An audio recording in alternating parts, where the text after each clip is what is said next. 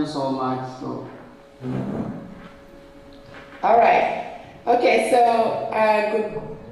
It's 6 o'clock here in the morning. I just woke up, so I hope I can speak well, but I'm ready to present what I have for this session. And I am going to do a screen share.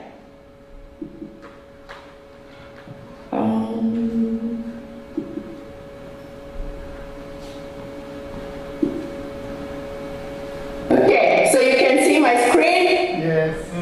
Yeah. Yes. We see you. We see the screen. Yeah.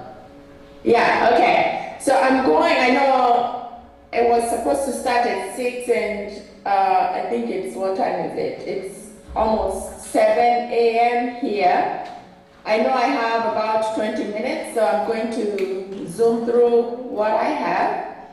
So I've already been introduced. I'm here at Mississippi State, and again, I was there last summer, so I wish I could be there in person, but this summer I have other things that I'm doing that I cannot travel. So anyway, glad to be there. Based on the tracks and the themes for each section, I titled the presentation "Weaving a Green Future." So basically, looking at businesses and climate change in Kenya, and looked at what is the interconnect, how is the people, planet, profit connected when it comes to climate change. So that's like the creative topic that I thought I would present on today. Okay, so when we think about the people, planet, profit, this is a model. I did not create this, but you can see how interconnected when we think about businesses. It doesn't matter what business is. You have to look at the angle of people, planet, and profit to ensure sustainability. So that's the background that I'm basing it on. And to start my presentation, I thought I would use like a case study of a business that I admire. Last summer when I was in Kenya for the Carnegie program, I visited different industries, and this is one that I visited. And so when I wanted us to engage, again, we are very few, but most probably we can talk to each other. But I was thinking, looking at this image, what comes to your mind in terms of, entrepreneurship and its impact to the local economy? So my first question is, does any one of you know which business is this? Who is this person I am with? You can talk to me. I know I'm far away, but you can talk to me. Maybe which business is this in Kenya? Let's see if you guys know. So this was me last summer in Kenya. Anyone who has an idea who this lady is that I have the picture with? Anyone? Anybody? Who knows? At least it's a dressmaking kind of a center. Who? Well, don't know the lady, but they are making some dresses. But okay, you may not know the name, but when you look at this picture, what comes into your mind when it comes to, the theme is business entrepreneurship and its impact to the local economy or to the economy of Kenya. When you look at this picture in terms of that, what things come to your mind?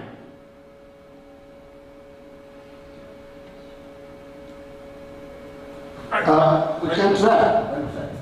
I see it because of the machinery which they are using. I would look at it. They seem not to be having machinery. You can look at it as a small, medium enterprise and female dominated. So this may be like a cottage industry. That's what I see. Yeah, so you can see, lots of So this was in Babadogo in Kenya last summer. And it's one of the businesses that I mentioned in my presentation that last year when I was talking about retail entrepreneurship and good things. This is like good news. It's a case study that I've been following and I love to follow. So I reached out while I was in Kenya to the CEO, who is this lady, and she's doing such great work when it comes to business. So she is using the local economy, creating jobs for women and youth, because Kenya is more like a production country and everything is shipped out. But anyone who was in my presentation last year, I mentioned that she has a different model, that she's not just producing, she is producing but also creating businesses or retail spaces in Kenya. So this is, let's see. So this is Wadia Gishuru. She is the CEO of Vivo. And I know there's a Vivo in Meru, so she's moved like in different cities, Meru, Nairobi, around Kenya. And it's such a great business, or for me, it's such a good case study when we think about, there are so many things that are going wrong, but we start with good news of some things that are really going right. And this is one of the case studies that is thriving in terms of production, but also creating, retail spaces. And I like her tagline, which she says, Africa dressing the world. That's like her vision, because when we think about us, there's a lot of westernization coming, but we also have so much potential in what we can do to the world. So when I think of business and entrepreneurship, of course, many challenges here and there, but we also have really good stories. Why I think of her, I brought this case study to kind of start my visit. Alexa,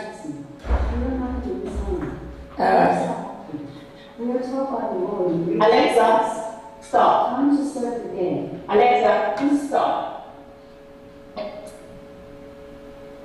Sorry, I have something in the house that it's called Alexa. It speaks whenever it speaks. I'm at home. I'm sorry about that.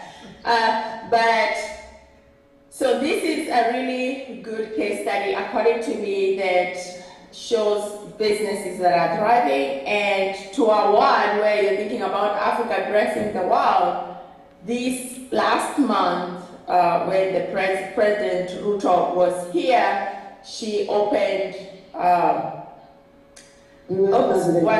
she opened a shop in Atlanta in the US. So actually it's Africa dressing the world, and you can see this is a footprint of made in Kenya, but it has a space in the US. So a really, really good case study when it comes to business. So I want you to watch this video talking about businesses in Kenya, including Vivo and the opening of it. US President Joe Biden says he plans to make an official visit to Africa in February if he is re-elected in November's presidential election. Biden first mentioned the prospect of a trip to Angola during an Oval Office meeting with his Angolan counterpart Joao Lorenzo in late November. Kenyan President William Ruto inaugurated the Vivo Fashion Group, a female-led retail fashion store in Atlanta, Georgia. Vivo has partnered with Kenyan retail brands to export products made in Kenya to the United States. The opening of Vivo's first store in the US is a testament to the entrepreneurial spirit of women who have been instrumental in showcasing the potential of Kenyan entrepreneurship. Anna Njoroge, owner and CEO of Waithera Beauty, spoke to VOS on the Hill. Vivo is one of those brands that have supported us along the way. So we partner even in Kenya. So the partnership started 2021 is when we started the partnership. So our products are also in their stores. I said, Odiaka is one of those women that pulls along other women with her. She just doesn't move alone. She pulls you up, all of us up, and moves with us. People, kudos, they bring us along, all the women along, other brands along. Wadia does not just rise alone, she lifts other women with her. And we are people quite often, actually a lot.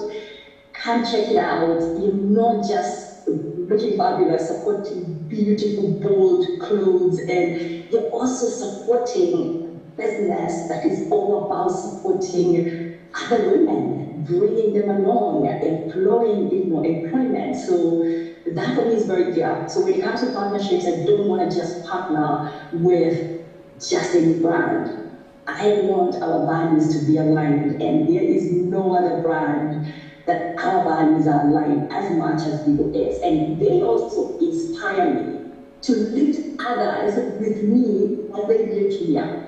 There are other manufacturers or entrepreneurs that are joining you along this journey. Would you like to speak maybe about your partnership with them? So Vivo got this. We've set other brands, so including Weather, which is us, a brand that we're bringing along as a partner brand. They're also bringing Soko, and that is SOKO, which could mean a whole different things. It's Swahili, it's market, and we do this amazing jewelry in Kenya, and bringing other artisans that do jewelry made from 24-karat gold and recycled brass, just building in Kenya and into the world. The other brand that also is coming along is Equator, and they do leather bags and leather buds and belts and shoes. Again, bringing artisans from Kenya and bringing them globally. Again, beautifully crafted products, leather products made in Kenya. And Anjuro, which is also another brand that they do household goods, also again, made in Kenya, bringing it to the world, and all these brands are women-owned. Every single one of them is African woman-owned brand. What makes your products unique? Why should I, as a client, come patronize your shop? We are a beauty company of cosmetics manufacturing in Kenya and focusing on ingredients that care for skin of color.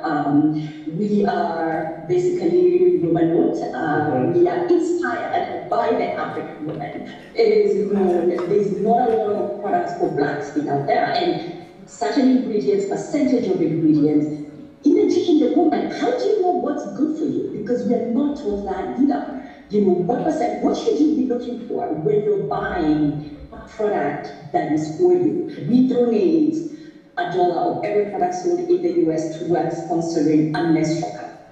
65% of girls in Africa are still missing school every month because of lack of menstrual product. So again, that empowerment of the woman. That was Anna Njoroge, owner and CEO of Waidera Beauty, speaking to viewers from Divo, and that's our show for today. Thank you so much, viewers, for joining us today. We'll see you back tomorrow. Okay. All right. So that's really, like, for me, good way to start this presentation of a good success story of what entrepreneurship looks like and has looked like, and great things that are happening. So we have these many brands. Again, you can look up Vivo and Shop Z2 and great entrepreneurship and businesses that are happening. That production is happening. You saw the first picture where I was in Babadogo in that production facility, but providing jobs opportunities for youth, for women, and creating retail spaces everywhere. Now, so that's good news, and it's a good way to start, but obviously many challenges with climate change. Climate change is everywhere, even where I am right now. You know, we're having lots of rains or fires, and I know in Kenya we're having floods. So climate change is real and it's happening. And again, challenges, I can list them here, but these are things that you're so familiar with. Due to climate change, health issues that are rising, lots of deforestation, losing that cover. But we list all these because they are directly impacting businesses. Everything when it comes to climate change and what's going on, that model that we looked at, people, planet, profit, it's so interconnected. So anything that is happening to the environment, anything that is happening to the people will ultimately affect, profits and the economy. Now, I wanted to kind of bring this to attention because obviously every country has that and has businesses, because this is what we are looking at. You have to know what sectors really contribute greatly to the economy of Kenya. And I pulled this yesterday, so I think it should be current. But services about 50, agriculture 30, of course agriculture is more, and then industry, all that. And then I was trying to compare it with the US, and something like agriculture in the US is like 1%, and services is like in the 70s, and industry is obviously higher. So when you look at these, but one thing that you notice, if you look at research out there, this is what's presented in the GDP for Kenya. So in those three sectors, you have ag, you have your tea, horticulture, all that, industry, so manufacturing, which includes textiles, food, beverage, and all the other services, which include tourism and all that. So these are businesses that impact the GDP of Kenya. But one thing you will notice is in that model, the informal sector is not officially qualified in the GDP yet. It's such a significant part of the economy. So this includes your small scale, the informal manufacturing, what the Mama Boga, all those people, that's the informal sector, and that's what really is important, but it does not appear in the GDP. So, yet it plays a crucial part. And when we are looking at the challenges of what's happening in the climate, this really does affect what's also really going on in the informal sector greatly, yet those are the things that do drive the economy. So maybe to just pause and reflect, and I know I may not be able to engage as much being virtual, but to pause and reflect, the informal sector and businesses, yes, we say agriculture is the backbone of the Kenyan economy. Of looking at the GDP, you look at industry, service, and agriculture. But when you look at really the informal sector is what really is the actual backbone of the Kenyan economy. But we've seen those challenges that are the ongoing climate change do pose to this sector. So I'll go ahead, but you can kind of pause and reflect on that. And I meant this to be engaging, where we talk about some of these challenges, but you can think about it later. And these are some that I came up with. When you think about those small scale people outside, vendors doing their business, when you look at what's going on with the climate, whether it's very high temperatures, it's affecting their livelihood, whether it's flood, things are carried out, health risks. When you look at those angles, the planet, so much degradation because of unsustainable things that are going on to support this informal sector. And therefore there's a lot of, because again it drives that economy, a lot of economic uncertainty, lots of inflation, we can all feel it, it's in Kenya, it's here, it's everywhere, but again, more so because of all the things that are going on. So a challenge for us is, what is it that we can do? We've seen, yes, there's that sector that is thriving, and entrepreneurship and business is thriving. There are several case studies, but then also we have these challenges in people in academia. We who are in the academic institutions need to do something to address these challenges in terms of our research, in terms of how we get grants, what is it that we can do to address. So addressing these challenges is crucial for business growth and competitiveness. So again, my presentation for you is that we really need that holistic approach, putting that lens in academia. And going back to my first slide, it's so interconnected. The environment, which is the planet, the social, which is the people, the economic, which is profit, it's all interconnected, and therefore we have to have that holistic approach.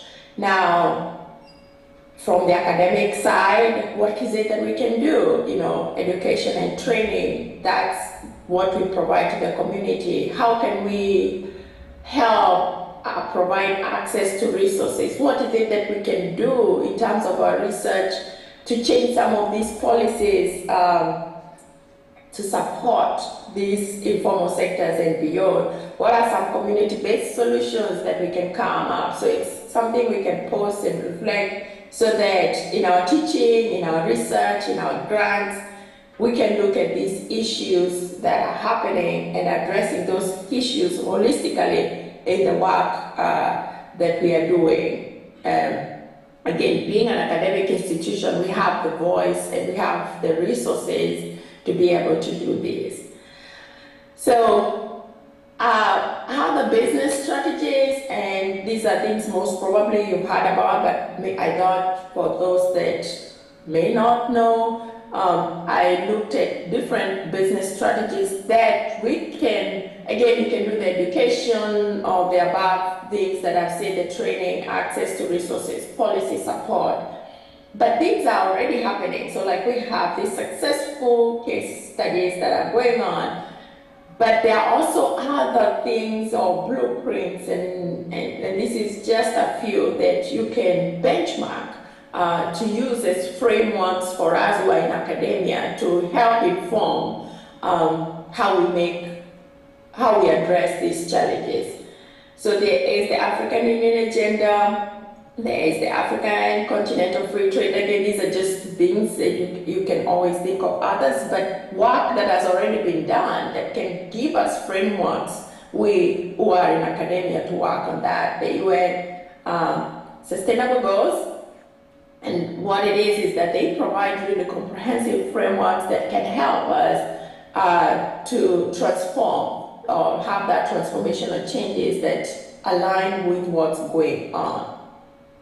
All right, so in brief, if this is something new or something you have not looked at, the African Union Agenda of 2063 are 7 goals, and I listed, and I can share this PowerPoint later for whoever that wants it, but it has those 7 goals. So as we think about how we address these challenges as academic institutions, we can use these frameworks to build on, whether it's research we are doing, whether it's grants that we are writing. And so we can say, okay, how do we use these 7 goals? Or, of course, you may not use all of them. You can use maybe goal 1, a prosperous Africa based on inclusive growth and sustainable development. So this helps create jobs and supporting that informal sector of those small businesses or SMEs. And you can go down the list, and these are frameworks or blueprints that are already out there for us to use. I'm not going to spend time looking at each of them. You can Google them, but they're out there that we can use as academia. So these are 7, and you can decide not to use all of them, but use what works for you in academia. Then this one is so great if it works, and it's something that is continuing.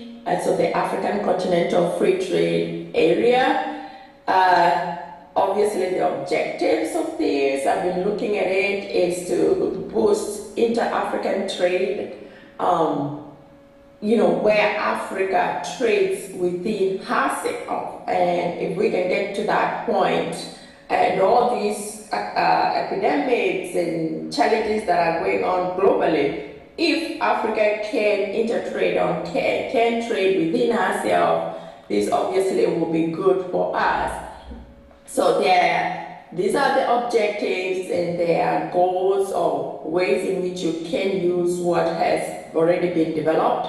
So boost inter-African trade, economic growth, sustainable development, integration of the global economy. But when we think of this, when we think about the AUA and obviously this AFC, FTA, these are frameworks and blueprints that have been put there. But one of the things, and you can see they kind of overlap with each other. So for instance, if you go to one goal, which is Goal 5, Africa with a strong cultural identity, common heritage, values, and ethics. This is basically we as a country, we as a continent, showcasing and telling our story and valuing our story. So I always give an example of, like, I come home to Kenya and then I come back to the US, and it's very interesting to watch like the shifts. So, and I'm like, if we can just tell our story, embrace our story, we are wealthy and we are rich. So it's funny, when I was growing up in Meru, my grandfather, you know, he uses these sticks to brush his teeth, and they are really, really white. And at some point, we were encouraged like to use charcoal. You know, if you saw like a little spot on your teeth, you use like charcoal to kind of get it out. I don't know if any of you ever did that, you know. And then, you know, that would be considered primitive at some point. And then you come to the US, I'm sure now it's in Kenya everywhere. You come to the US and you go to the aisles of the supermarkets, and now there are all these toothpastes that have charcoal, you know, in there. And I'm like, okay, we really need to embrace our story, or, you know, our food, where, you know, what we eat, the yams and the sweet potatoes, and those are healthy things, but we may not think of them as that. And you may see maybe a woman who is selling cabbages and watermelons and all that, spending the whole day in the market selling, and at the end of the day may go ahead and buy like a bread and soda. You know, valuing what we got and thinking that's better than what we have. And then you come to the US and you go to the aisles. Now there are all these aisles in the supermarket that are organic foods and good food. And this is things that we find at home that are good, you know, food. So now you see arrowroot chips and all these things in the organic aisle. And so it's, to me, I'm like, okay, we really need to tell our story. We need to look at what is it that we have and showcasing I remember last time when I presented, you can see like some companies take our brands and, you know, our textiles and all that. And so we have this opportunity where we can showcase what is it that we got, and rewriting our stories and saying what we have is really good, and telling that story. So there's a lot that has been done. So if it's AU, you can dive in and look at, especially for us in academia, look at these blueprints and say, okay, how can I use these in training, in research, in writing what it is, and change that story. So those are all kind of blueprints, and obviously the third one is UN SDGs, that everybody is familiar with this, I'm sure, and there are 17, I love to use them. Again, it's a blueprint, you don't have to use all 17, but taking, okay, how can we focus on, and, you know, in our business practices, maybe Agenda 13, climate action, dive into it, there's a lot of information that has been given. So those were my three that I was like, okay, these are things that we don't have to reinvent the wheel in terms of handling these challenges. There's work that has already been done. How can we use these to develop frameworks in what we do as in the academia? So these are other examples. Of course, Vivo is one that I followed closely and just watching it grow. Then so many other brands, but there are so many other success stories that are embracing the People, Planet, Profit framework where it's all interconnected. So she mentioned in the video soccer, and you can go to this, but it's where you're taking care of the people producing in Kenya. And obviously I'm talking in the context of textiles because that's my area, but it cuts across all businesses. What is it that we can do? And let's see, if you click here, you can look at this website, but just telling that story, where the factories are. This one is in Cliffy, working with women in different things. So you can peruse through and look at this website and what they are all about and how it was started, and now it's a big company and it embraces that People, Planet, Profit scenario.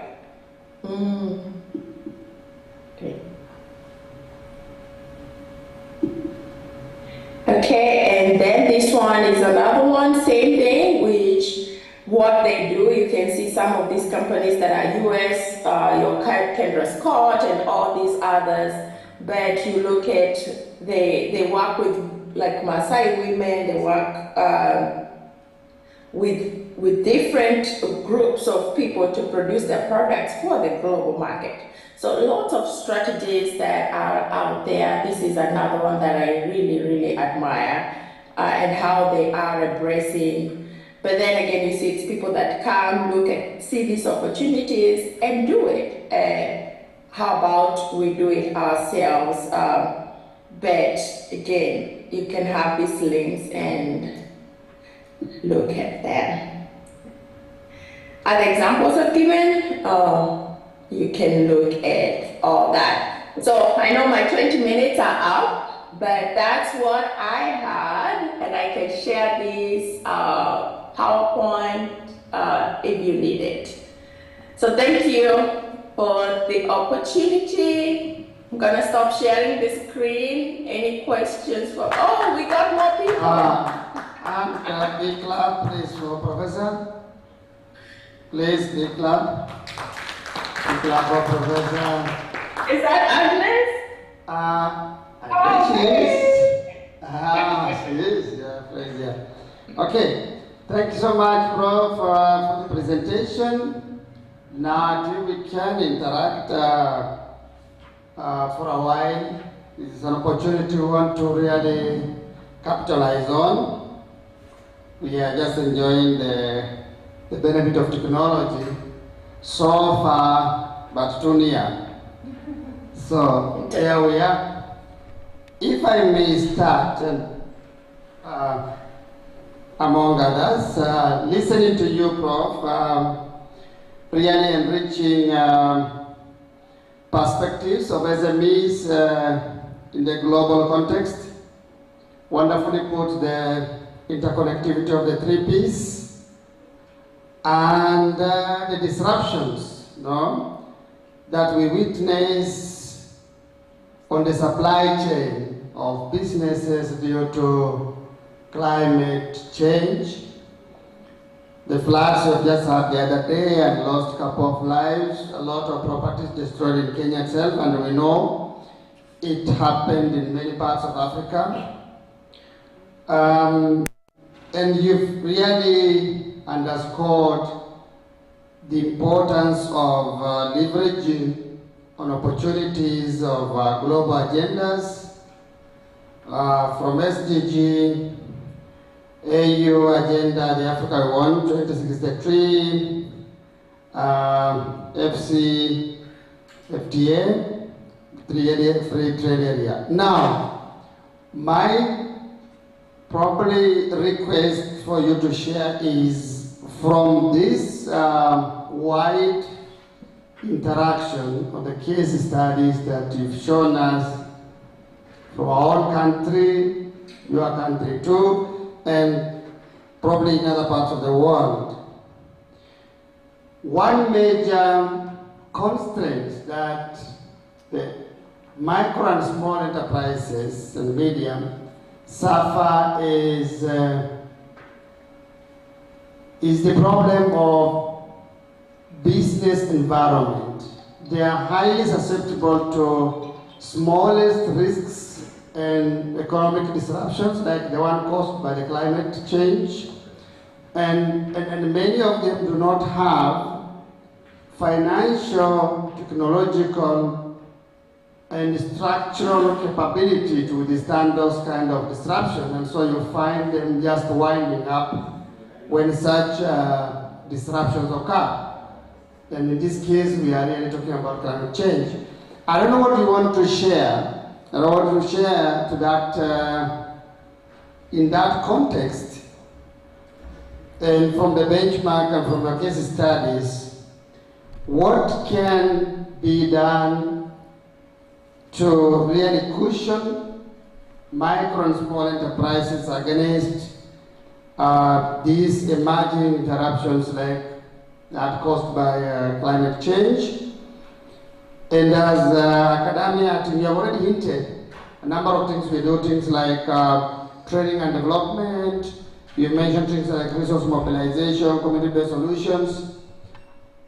Are these things you want to recommend from your case study for Kenyan situation? Because business environments around the world faces probably fairly unique situations.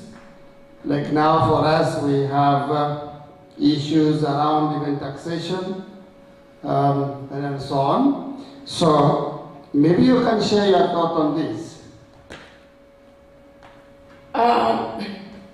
You've really done well capturing what I presented on. That was a really good recap.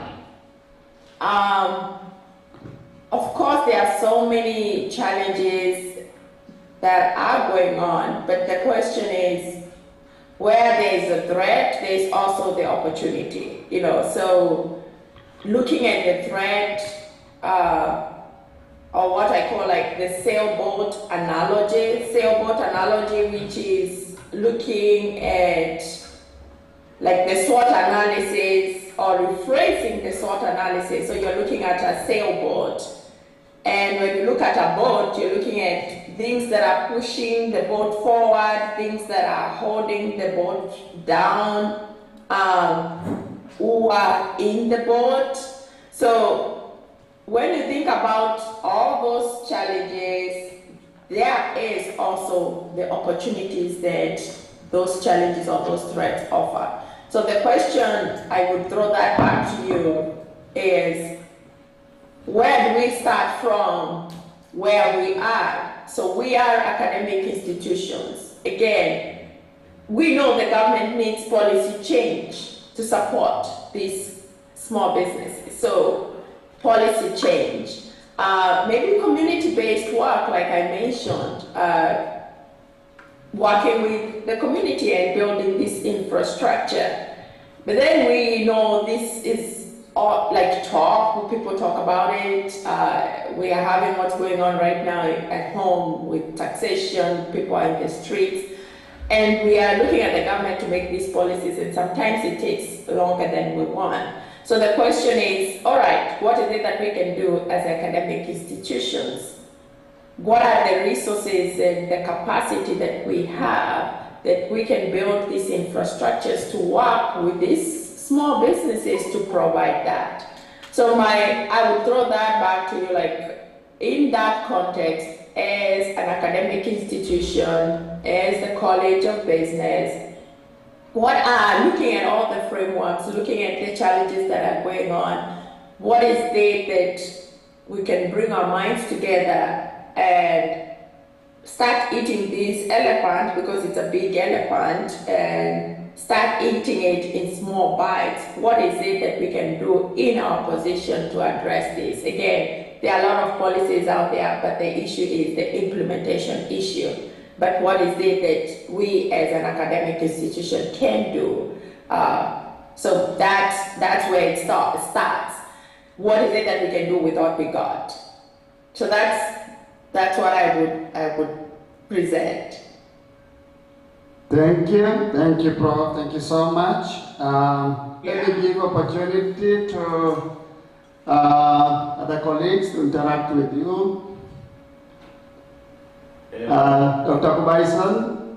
Kubaison would like to, yeah, there he is. Hello, Prof. Hi. Habari ya masiku. Poa. It's good to see everybody. I'm happy to see you once again. Now, yes. That presentation is good.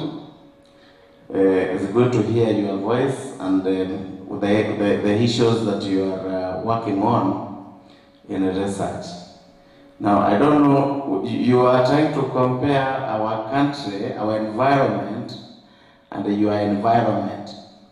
But I was wondering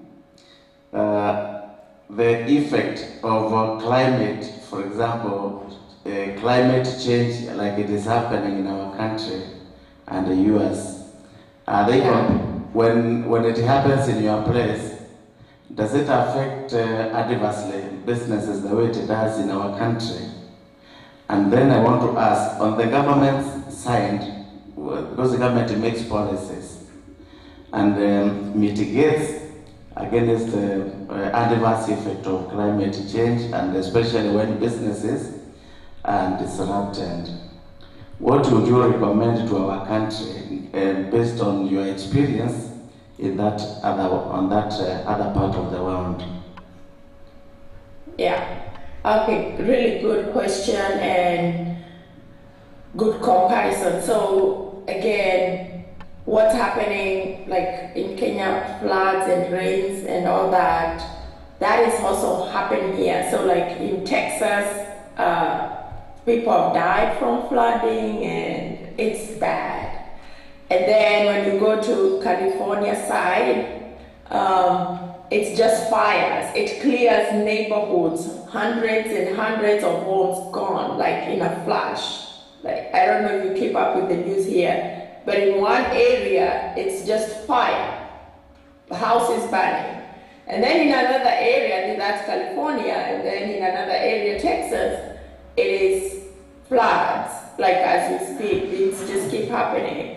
And then on this southern side, it's tornadoes, where the tornadoes are, it's this strong, strong wind, and it just carries the whole house and carries all the neighborhood. Okay, what I'm saying is exactly, that just looks different, but the climate change is real. It's happening here, it's happening at home in Kenya. Now, how does the government deal with it? Policy. So there's insurances. Of course, there are people who lose everything. There are businesses that lose everything. But then also there's a lot of government support in terms of if the flood comes and clears everything, there are some structures that are in place to mitigate issues like that. I'm not saying that they get 100% compensation, but these are things that happen through the structures from the government. And so there are times like we can have a flood and houses are burned or all that. But in a week or a month or so, all those things are cleaned up. You know, you will not even, of course, you'll know a fire happened, but the policies and the structures that are in place helps to fix this. So same issues, but what I see the difference is it comes from the government, where there are structures that have been put in place to mitigate such situations.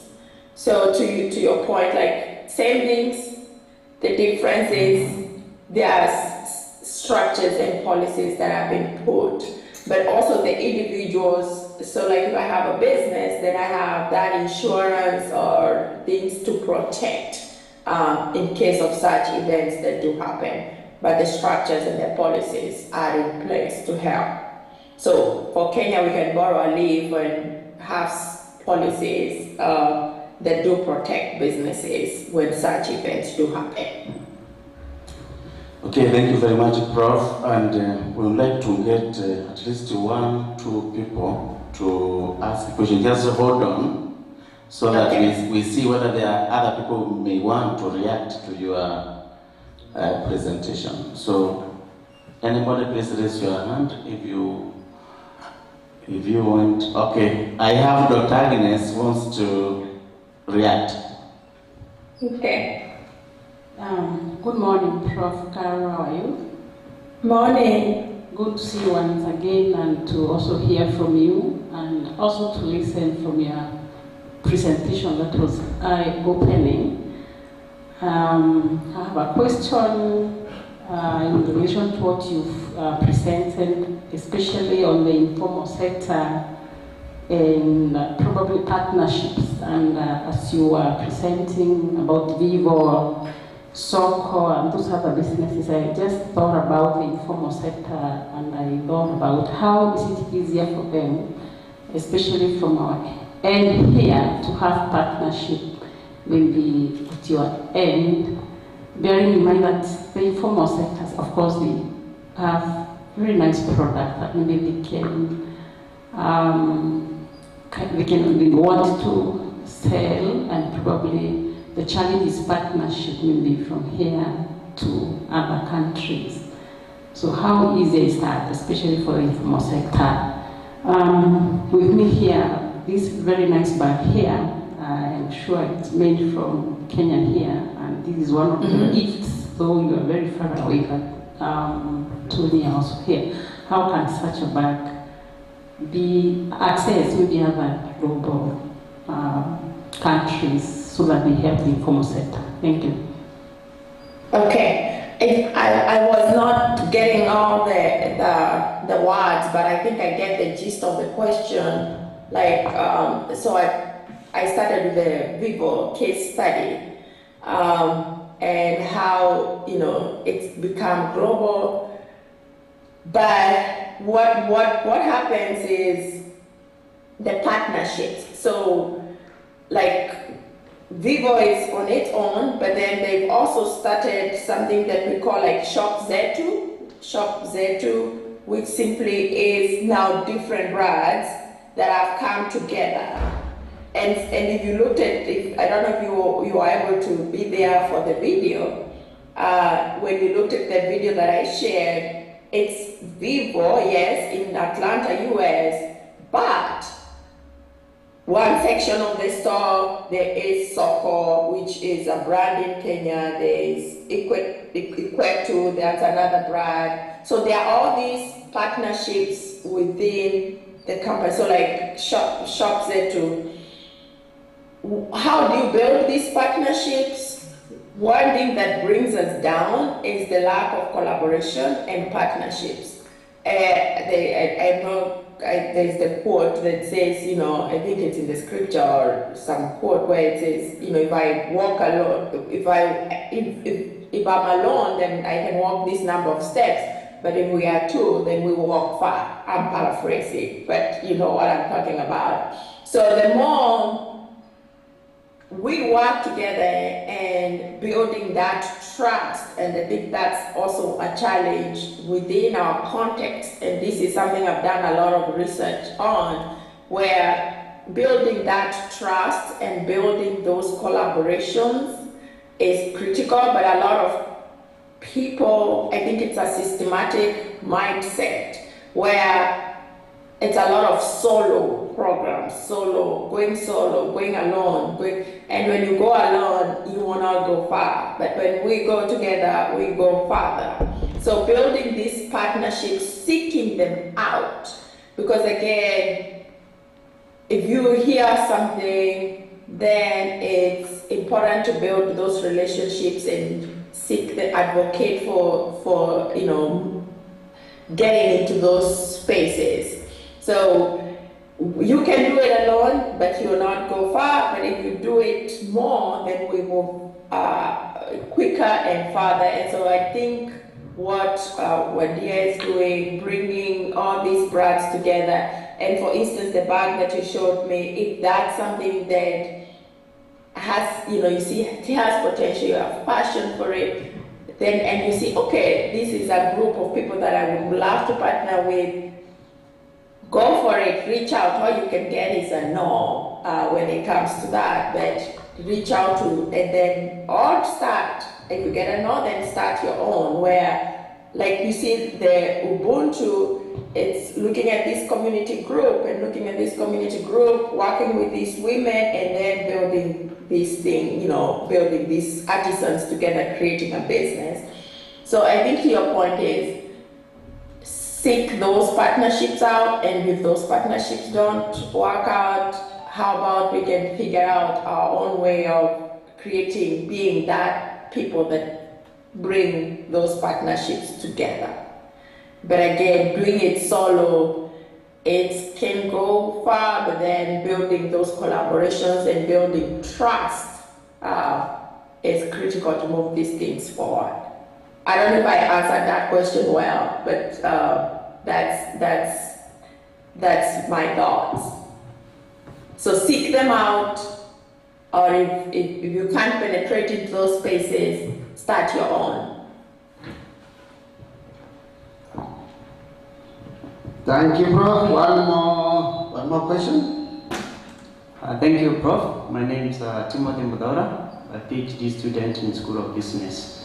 And my question is, you have talked about how climate change is affecting the informal sector. There is also the reverse side of it, that the informal sector is affecting the climate change? And are these people aware of that?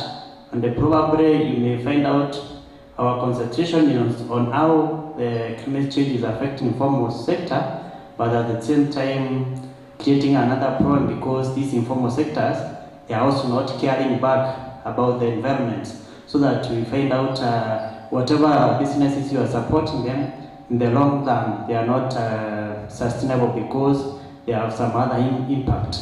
And then the second point, I would like to hear your view on this, that the developed world, most of the environment has been supported by the industrialization, but now we are being told that these industries are the sources of the current problems, the climate change, and now we have to move and cut down on the greenhouse gases, which means we are moving away from the fossils, but Africa, we somehow disadvantaged, because this is what we have. This is the time that we are trying to industrialize, and there are limitations are coming to that now, and yet we are not the main contributors. So whatever they use to industrialize, we like this. We are at the point where we're going to set up our industries, but the point is we have limitations on what really fueled their development.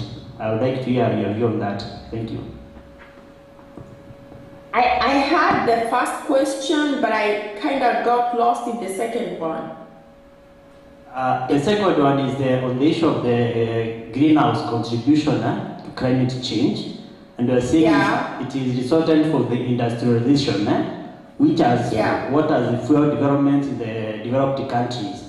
Now for the Africa, it's like we are not supposed to use the same, fossil, like you abandon fossil fuels for green energy. And these are what we have mostly. We have the petroleum, we have it here.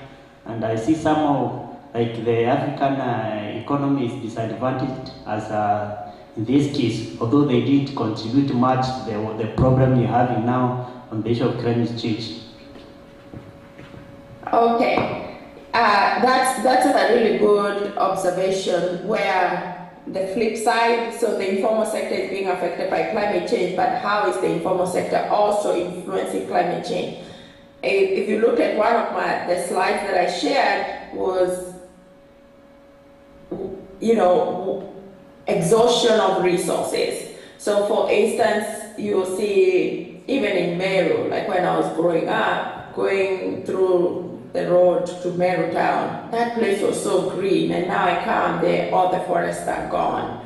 And it's so sad, you know, like many years ago, it just felt this beautiful, and then we are. So the informal sector is obviously impacting climate change in that they are over farming, deforestation, overuse of the resources, and you are using them and not having any strategies to sustain them or keep them. So this is what I think, again, when it comes to that. There's this quote that says, or something that I like to say, ignorance is expensive. Ignorance is expensive. And the informal sector, when you look at the people involved in the informal sector, they are ignorant in terms of what is it. They could be aware, but not really aware of what their activities or what they are doing and how that is impacting climate change. So my thought is the amount of energy we put to stop, so like assuming Kenya Forest Service is trying to, it's like a Pokemon game. You shut this farmer here, and then you go shut another one comes through here. But we are not offering training to these people. As I was preparing for this presentation, I came across it's like a TV, something that goes on in Kenya, and I cannot remember exact name, but it's like a shamba.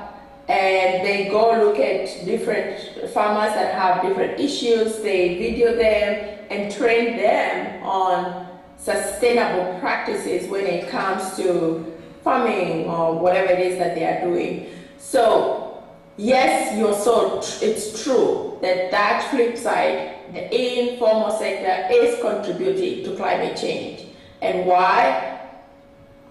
Most probably ignorance. So the question is, how do we get rid of this ignorance?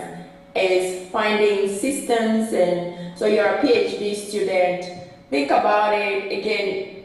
This is a threat. Okay, what's the opportunity in this threat? So as a PhD student in business, you see this issue, and what is it that we can do to train from the academic side? How can we work with these informal sectors to inform them? But again, academia, we constantly sometimes assume that we know the problem, but maybe starting with focus groups and really finding out, do they really understand what's going on, and then gathering that data to help you. Again, it looks like it's a big thing, but you can, if you're passionate about it, it's something that you can say, okay, this is a threat, this is the flip part of it, but how can we help eradicate this or mitigate this issue? Okay, so that's like the first part of the, yes, did you want to say something? Not really, I'm just appreciating your response.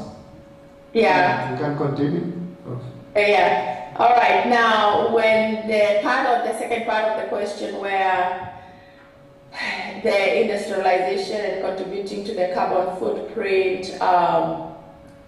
and lots already has happened to the ozone layer based on all these Western countries that, again, we are in the fourth revolution. Like the first revolution was the industrial revolution, and we kept moving. Now we are in the data revolution, and obviously the industrial revolution is affecting the climate change right now. And yes, as Africans, we did not contribute to much of that. But yes, we didn't, but we have to own our part on what is it that we are doing as well. And this is what we got, again, coming from that solution-oriented mindset. So changing our mindset to this has happened to us and say, okay, it's here with us. What is it that we can do to mitigate this with what we got? So that's not going to change because of what's happened already, but what is it that we can do with what we have? And so changing that mindset to the solution-oriented mindset, to let's look for solutions in what, and again, that's why we academic institutions with the wealth of information, and not doing it alone, but doing it together and coming up with these strategies and solutions to address those issues. Thank you, Prof. That's a good point to end, where we are saying homegrown solution, but partnering with others. With that, I think we have come to the end of this session, of this presentation, but I must say one or two things that we really celebrate your great information that you have shared, knowledge and experience and expertise. Particularly if I underline the policy support is one of those solutions to incentivize SME businesses. This is really great. I think it's doable even within the developing economies. You also underscored environmental conservation, particularly from this last question, where we need to really do homegrown attempt or initiate homegrown solution for environmental conservation to even really address the carbon issue. Food production, you greatly mentioned from the introduction that probably we are among the SMEs are among the drivers of food users in our country, in Kenya. So there's need for cushioning for that when now issues like climate comes up, and we appreciate your thought on this. You also underscored minimizing fragility of the SMEs, probably through insurance, production innovations such as possibly backward, forward integration of production system. This is where you try to produce some of your raw materials and also become a supplier to yourself. And that, I think, has been well illustrated by the Vivo lady, the case study you gave us at the beginning. I think you also underscored diversification, which is important, specifically in addressing agility in adaptation to the new economic realities, like now climate change. I mean, we don't have to sit down and cry if it strikes. We must be agile enough to find coping mechanisms. And I think part of the success stories of Vivo you presented to us could be part of those, tapping into developed economies as part of adaptation. If you find the local market is not growing fast, and I think those are success stories where we need to learn from. And finally, you also underscored market collaboration across globe to reduce single market risks. It's important, and probably that's why we also saw those successful young ladies were started at home, but now expanded into bigger market, wider market. Mm-hmm. And so in the event of economic stress here and there, then you can leverage on your global footsteps and reduce the danger of a single market recess. With that, thank you very much, Prof. We welcome you home again anytime. Meru is home, Meru University is home too. Karibu sana. And I think that's Asante sana.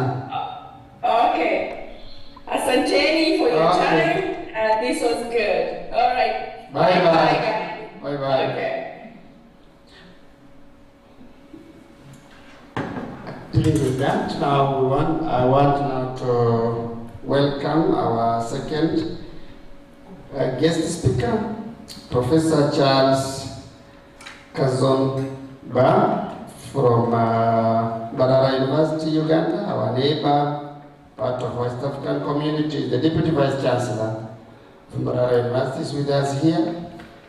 Here we are lucky now we can engage him physically with us, so we shall have no problem of connectivity. Professor, karibu sana, karibu Kenya, karibu Meru University. vijana presentation yake.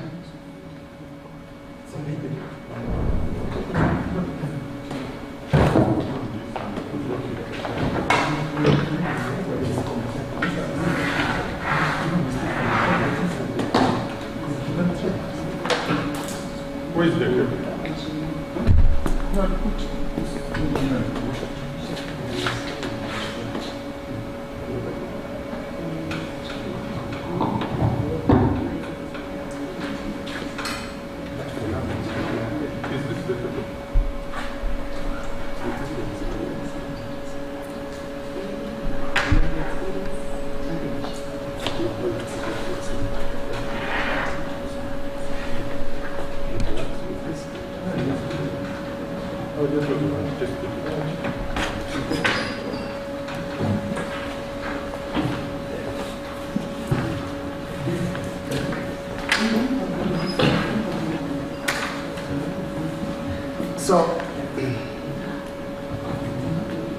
So colleagues, we are now ready for Professor. Prof. Karibu sana. About 20 minutes.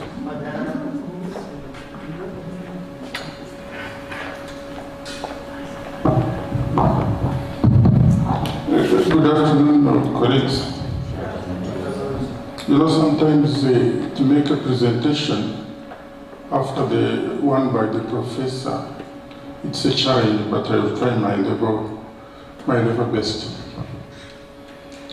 As a keynote speaker, also to introduce the session, they didn't give me what to talk about, so I just crafted this one here, and I said climate change. And I had to put there scientific research, the main entrance, and I'll come to those keywords of the presentation later.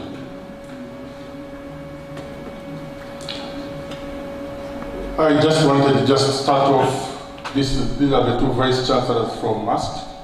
This is Mary University of Science and Technology, and I know you abbreviate it as MUST. Yes.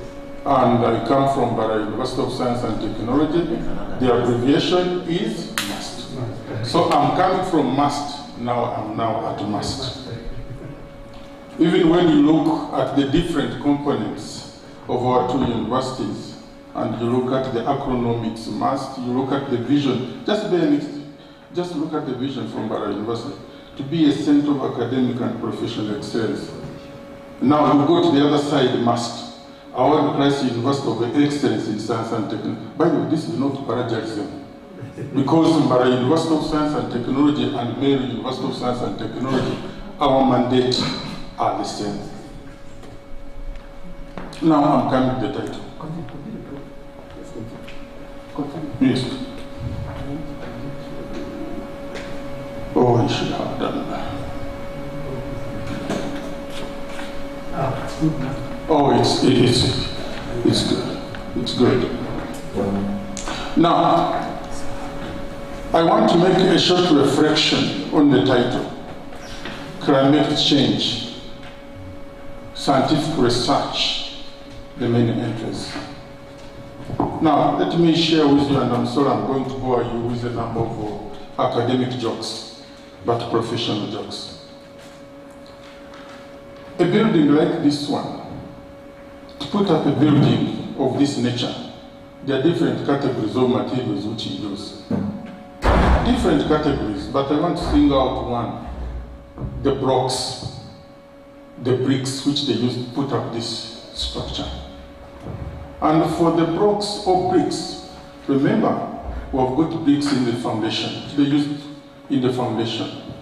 These walls outside there, they are also bricks. But even when you go internal building, there are also bricks which they are used. But very important, and this is the key issue, they are all bricks or they are all blocks. That's one category of materials. Why is it that I have mentioned this one here? We are in an academic institution, in our different spaces, our different fields. But remember this, for a university, whatever we are delivering for the future, you are contributing something. Whether you are an engineer, whether you're a professional accountant like myself, whether you have done pure sciences, whether you're health related, remember this, you are a brick from Meru, must, or from the University of Science and Technology, must. So there is something which you are contributing to climate change. And what should we do? And that's a very important component. It's sort of like a reflection. In our different spaces, we have to be seen to contribute something to address the challenges that are affecting our countries, our communities, and globally. That's a very important component. My second academic job, I have used there the main entrance. And don't tire with my academic jobs, please. I have used the main entrance. Now, in my country, when they had introduced, supermarkets, this is supermarkets, and even we have here, whether Nairobi and the rest of it. But we have got supermarkets, and the different companies which they sell there. So there was this great entrepreneur. So he went and hired a shop. And this was a building that had 3 shops, but he was the first and hired a shop in the middle. And he started selling items which you find in the supermarket. Now there was again the second person, who again, after seeing the first one, had been making what we may call abnormal profits. Of course, when you are trading something and they see many customers coming, they think you are making an abnormal profit. So this person hired a shop next or adjacent to the first one. But as a way of outcompeting the middle person, the one who was number 1, and he had to write on the doors, on the windows, and on the walls of that particular shop. And this is what he put there. Cheap commodities sold here. Now you can imagine that scenario. If I don't have money in my wallet, I'm looking for cheap products. So cheap commodities. Now came the third person. The third person had also tried the third remaining shop. So because he had seen what happened in the second shop, this is what he put there. High quality products sold here. Now you and me, these are cheap commodities sold here. These are high quality products. So you can imagine you are going to do some shopping. Either you are looking for cheap commodities because you don't have money, or you are looking for high quality products. But there was this first one who was an entrepreneur, because I'm talking to people who have been in business schools. Now, this is what happened. After seeing what the second and third had done, the first entrepreneur, who was an innovative, science and technology, innovative. And this is what happened. He had to call 2 magic words. You can imagine 2 magic words. And he put on the door the 2 magic words. Main entrance. Ask yourself, you and me, you are looking for cheap commodities, or you are looking for high quality products? The only thing what you are trying to find out is, where is the main entrance? Now, here when we are talking about climate action, and we're talking about scientific research, the different challenges, negative impacts we face in our different companies, in different countries, in our different communities and the rest of it, I believe if we are to address them, and this is my proposition, the main entrance is scientific research, applied scientific research that informs the policy. That's what we should do. As the 2 master institutions, Meru Ombara, University of Science and Technology, let us embrace scientific research at individual faculties, at individual academic units, even you, individual scientists. And I want to watch this. Sometimes in our institution, and when we face it, what happens, even for this particular conference, I don't have the statistics. This is the 3rd international conference that you have held. But if you are to look at the people who attended this conference, the 3rd international conference, and you look at the people or the scientists who attended the 2nd or even the 1st one, in most cases you will find that they are the same staff, same members. it means since they are the same, others are not coming. This is what sometimes I may call, I'm trying to get the word to use. Those who don't even attend these conferences, this is what you may call the grumbling categories of stuff. But for you and me, you are here trying to listen to the different aspects, the different research outputs. Different research outputs. We are great people and we will continue, even by the ones who go to teach, we are teaching something when it is informed by research.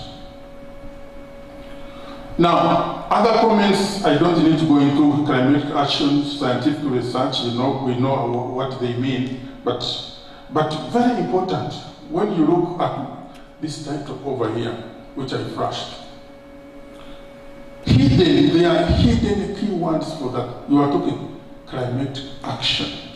Scientific research is the main entrance.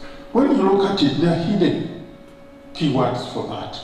For example, becoming and staying relevant. You and me, if you are to become, for example, there is a time when you are recruited, they advertise and you fulfilled all the requirements. You fulfilled all the requirements. But the key issues, you want to remain relevant.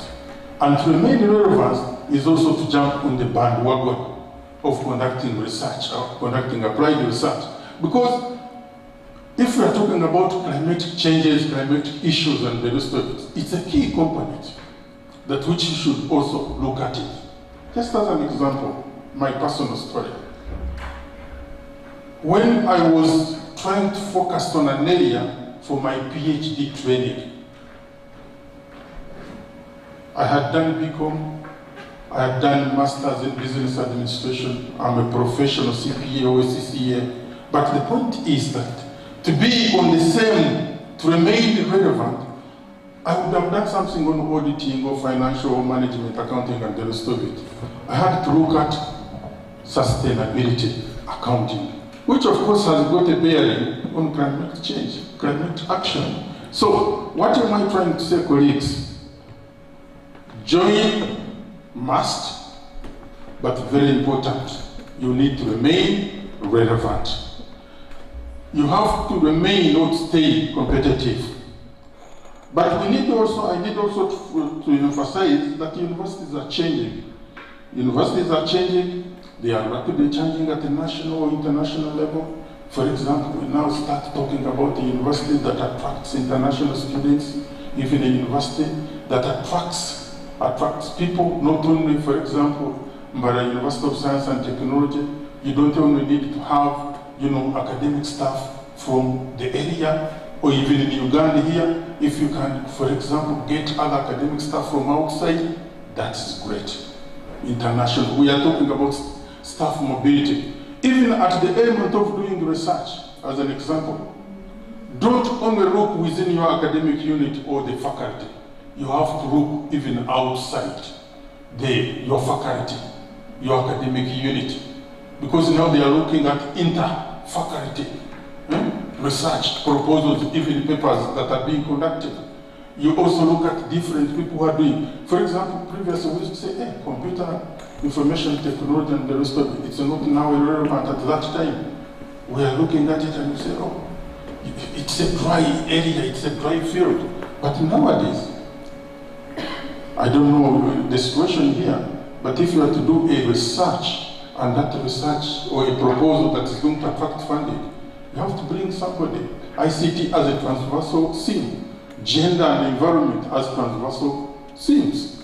So in other words, don't only look within your specialty, within your field. When I have used 15, you'll tell me so that I don't. Of course, climate change and research, and these are, points which I put there. But look at the first one, very, very important. The earth, the air, the land, and the water are not an inheritance from our fathers, but on a loan. Emphasis alone. So if, for example, you are looking at water, you are looking at air, you are looking at land, you are looking at soils, these are a loan from our grandchildren. Now the point is that you and me, as far as the journey is concerned, and once they say a loan, if you are not going to be on the wrong side with the organization that has given you loans, you know what you are supposed to do. Either you budget for it, you account. In other words, you safeguard, you deploy it in a profit-making venture.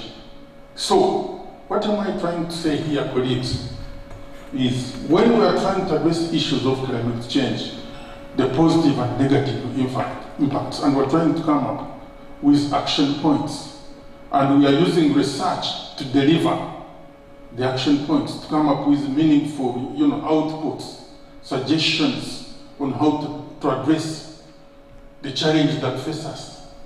Now, what is very, very important, we should treat it as a loan. So if we treat it as a loan, therefore you and me, we need to ensure that we document everything we do, and this is through evidence-based research. So we need to do that, because if we cannot do that as an institution, as individuals, what happens? I need to emphasize this. Previously in the 80s or early 90s, I don't know if you had some of these slogans, colleagues, where they used to say either you publish or you perish. I don't know whether you heard about it. Either publish or perish. Now, let us pause a bit. Is that the scenario now? Is it publication? Publish and perish. Is it publish or perish? Publish and perish. Now, my colleagues say publish and perish. But what is very important, it's networks. It's positive partnerships. If, for example, I can partner, for example, now I partner with the must partnering with must. Now even colleagues within, we start partnering, we come up with research and the rest of it. Of course, once you come up with research, you get to know what you are supposed to teach. You are informed. When you correct that, you are informed. If you are informed, then you revise the curriculum. Once even you are informed, now people start looking at you. I want to emphasize this. Sometimes for us in management, there is when you have got staff, and the staff is saying, I'm not yet promoted. He said, oh, how can you promote the other one? When he has come up with 5 papers, and for me, I have 30 papers. Now you can imagine it's 30 and 5, as an example. We are all academicians. Think about this one here. Somebody may publish 30 papers, but in terms of citations, you find you have got 30 papers, one of them, they have nobody has ever used even your work. Probably have got about 4 or 10 citations. But the one with 5 or 10 has got more than 100 citations. Now you and me, are we looking at the quantity in terms of the 30 papers that have been published? Or we are looking at the quality of the papers which have come up with? And of course, if there is a lot of citations, the visibility of the university is enhanced. Therefore, it's not publish or perish. Let us network. Let us network and do research. Just as an example, there is a project which I'm doing with my colleagues. You can imagine for me, just an accountant, sustainability accounting. Now it has got 6 sub-projects. One sub-project is looking at environmental management and governance. Another project is number 2, and I had to get somebody from the social sciences. Another one is looking at climate change. I had to get somebody from Faculty of Science. Another one is looking at energy technologies. I had to get somebody from Faculty of Applied Science and Technology. Another one is looking at sexual and reproductive health and rights. I had to go to Faculty of Medicine. Another one is looking at youth employability. We had to go to business. Then another one is looking at ICT as a transversal theme. Now you can imagine all those different components networking with Bara University and 7 universities from the region. Just the dollar amount, the euro amount is 6 million euros, and there are many other. So the point I'm trying to emphasize, when we are here trying to address issues that face our communities, face our countries, as far as climate change and the actions that we need to do, very, very, very important. We have to look at research. Research that is going to inform the way of doing things. I'm not going into the details of other components. Of course, what is happening in higher education? Higher education, look at this, internationalization, rapidly changing. That's what is happening. Even you advertise for the job or you are looking for a scientist. The most important thing, the scientist, you are not looking within your locality, you are looking all over the place. Of course, university is changing in many different facets, and those are some of them. If you look at them, the environment shifts, technology, new competition, then the changing routes, job market. Now, that's why even previously, we no longer have universities which are ivory tower. I mean, we know it all. We know, I hope I have used about 10 minutes. Make sure I don't exceed my time. But the point is, now, it's not that we have to remain within our buildings, in our labs, in our lecture rooms. We have to go outside to the community, understand and study what is happening in the environment. When we are talking about restoration of the wetlands, just over this last week, there is people who had invaded a certain wetland within the capital city, and people had put up permanent houses, but they had told them and they had to go there and even demolish them. Because the environment, remember where we have come from, it is alone from our grandchildren. Of course, this one is very clear when you say science is pivotal in addressing the global challenge of climate change. That's a fact. That's my proposition. That's what I'm putting across. Remember, it is the main entrance. This is one scenario. We had floods. You can imagine the impacts of climate change. We had floods in my country. Now, this is in the side of southwestern. Some of you are conversant with the geography of Uganda. It was Kasese area. Now the whole hospital was swept. Now you can imagine that's a ward, the beds over there. Now you can imagine it is swept. If it is swept in terms of the monetary value, what is it? And the rest of it, we see what is happening in terms of harvesting firewood. When we go to our communities, even where we go, you find that, yes, there is no forest in a certain community. There is no forest in a certain community. It's because of the increase in population. Now, but we are growing crops. If we are growing crops, the most important thing, what should we do? This is where you and me, we should come up and put up cost-effective energy-saving stoves. We demonstrate it. We go to the community and we demonstrate it. That's the action. But of course, to have that energy-saving stoves, we should even be trying to quantify what was it before this family in terms of using the food. What was it and what is it now and what is it going to do? Very, very important research. Scientific research is the main interest. But I should also post this one here. Everything we do, there is science in it. It's not those who did the hardcore sciences. Even when you did history, I remember when we had Vicred, or go to some of you who may have participated in Vicred, or go to used to say, emphasize, what is the science in it? For example, haven't you in our primary, secondary, when a teacher will stand in front of us and probably that teacher is trying to mention, is conversant to mentioning one word, and every time at the end, the people or the students will continue counting 1, 2, 3. By the end of the lecture, somebody is saying, hey, how many words you have to, because you're fond of it. But now, you can use Clifford of 1980 content analysis, and you start even analyzing and you take it to another level. Very, very important.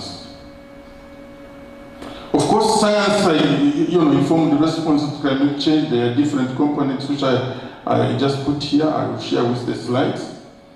And there is a linkage of research and climate action, and I have tried to mention them over there. Just as an example, developed sustainability and environmental management curricula. If we have got that, we teach it.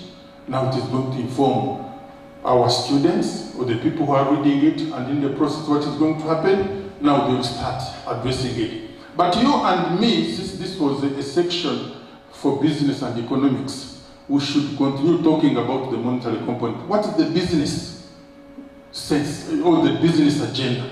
Even if you say, okay, you are going to put up energy saving stoves as an example, or even you are trying to come up with modified, or even just this morning when we were talking about compost manure, the most important thing is, what is it in terms of the monetary value? What is it in terms of the animal? What is it going to happen? Or even the crops which they are growing? What is the increase in yield, and what is that in terms of the value? These ones, let me. Of course, I had something to comment about the sub-themes, and this morning's presentation, they address them ably, so I leave it to you. When you get the slide, you look at it.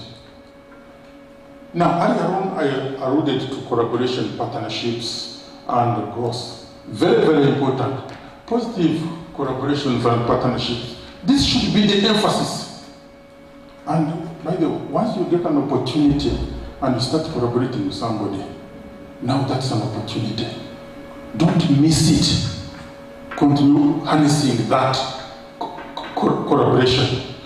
Just doctor, just a minute. You see, collaboration, there is when we say let us go. If we say let us go, now, don't leave me and I shouldn't leave you. Now, you can see, we are not at the same space, but positive partnership, positive collaboration in terms of research. One time I designed, a proposal, it was my idea. We are at this ICAD, and I was trying to network with somebody. I got a professor, because by that time I didn't have a PhD. But it was my idea which I had submitted had been picked. Now, I was looking for a professor, because they wanted to be a lead scientist. I'm supposed to have a PhD. I did not have. So I had to step backwards. Now I got somebody, I'm not mentioning the name, please, from Nairobi University, because that person had. We wrote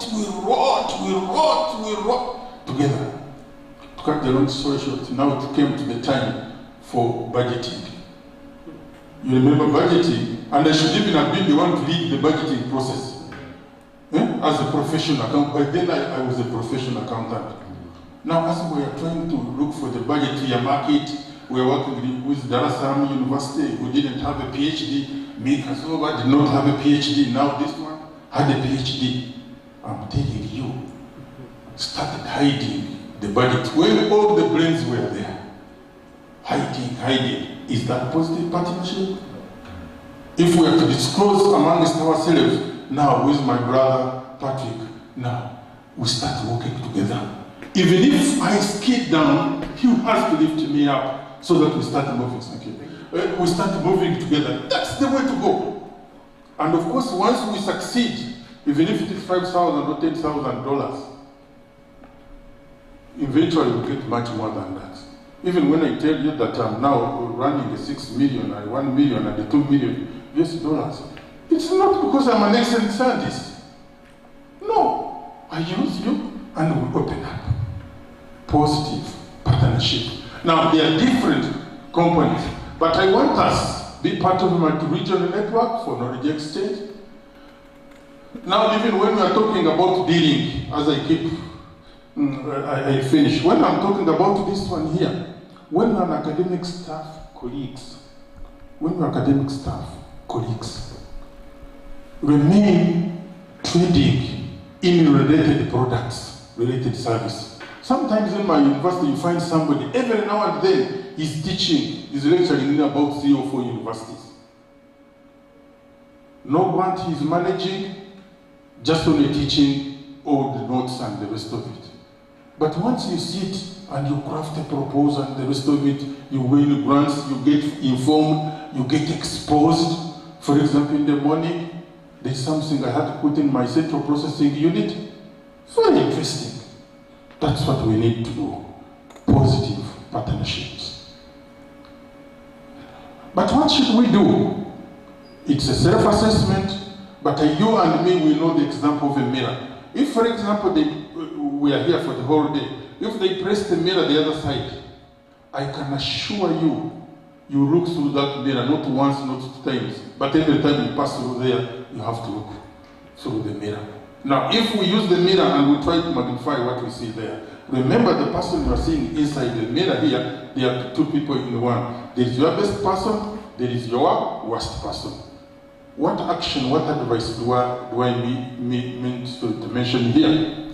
Can you lock your worst person in a safe and misplace the password?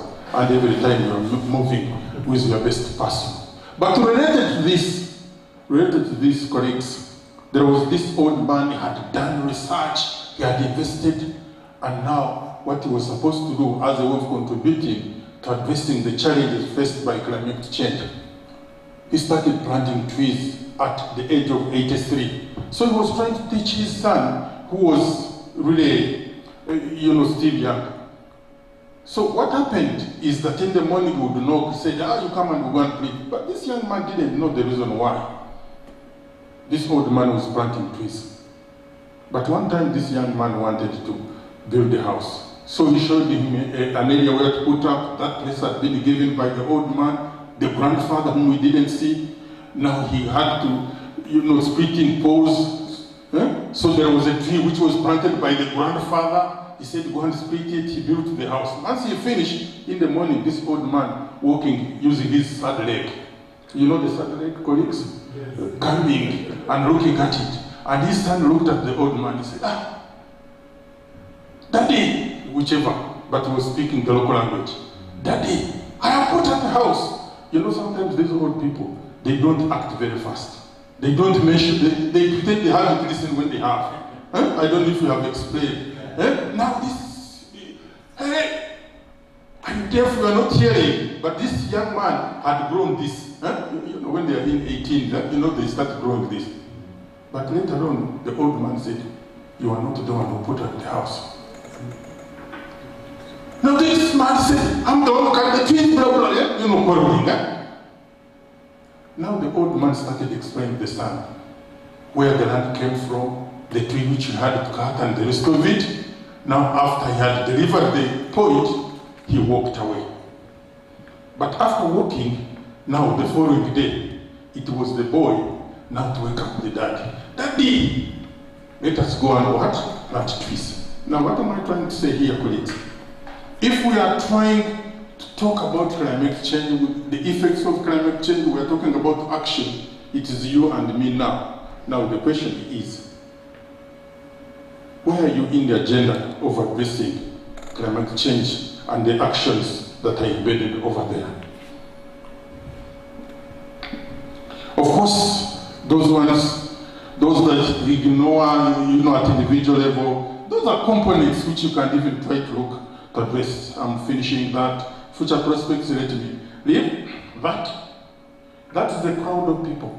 The question is, where are you in this crowd, in this agenda of climate change, in this agenda of action as we address issues of climate change?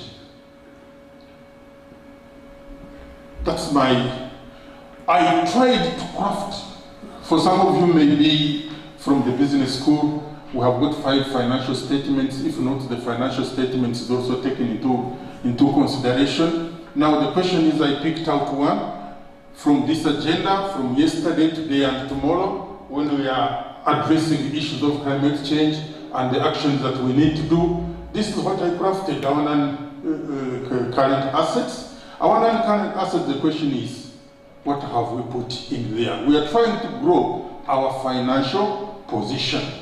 We have built climate change action capacity and a number of the components which have raised over there. That's what happens. But of course, there are current assets, there is current capital reserves and current assets.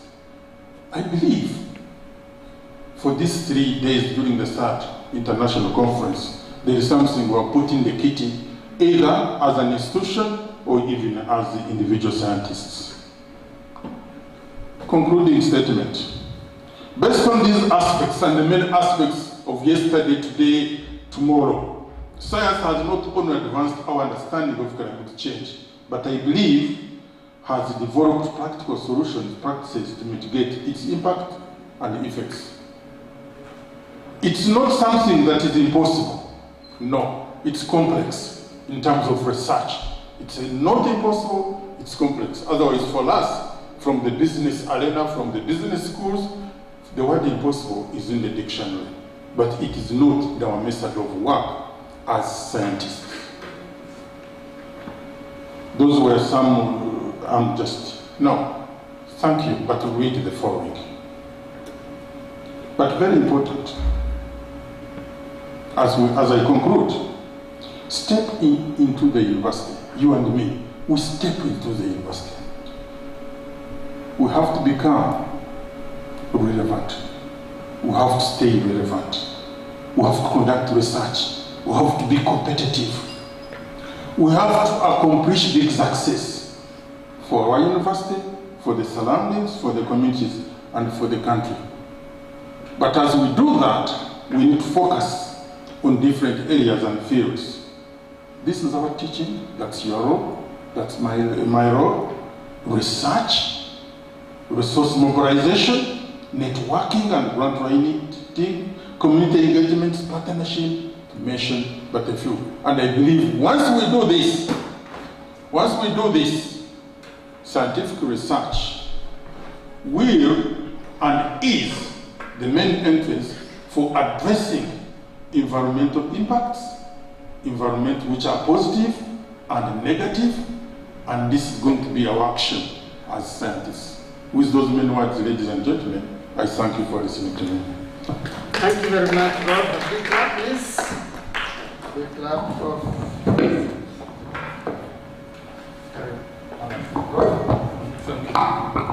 Thank you very much, Prof. I don't know where to start right away, but let me just first begin inviting comment inputs, because it's been such a holistic, I call it a holistic presentation, which really touches on not only on climate, but I think on university life, university career, higher education sector, and blending really a lot of ages and competencies, and with the grad analog of the main entrance.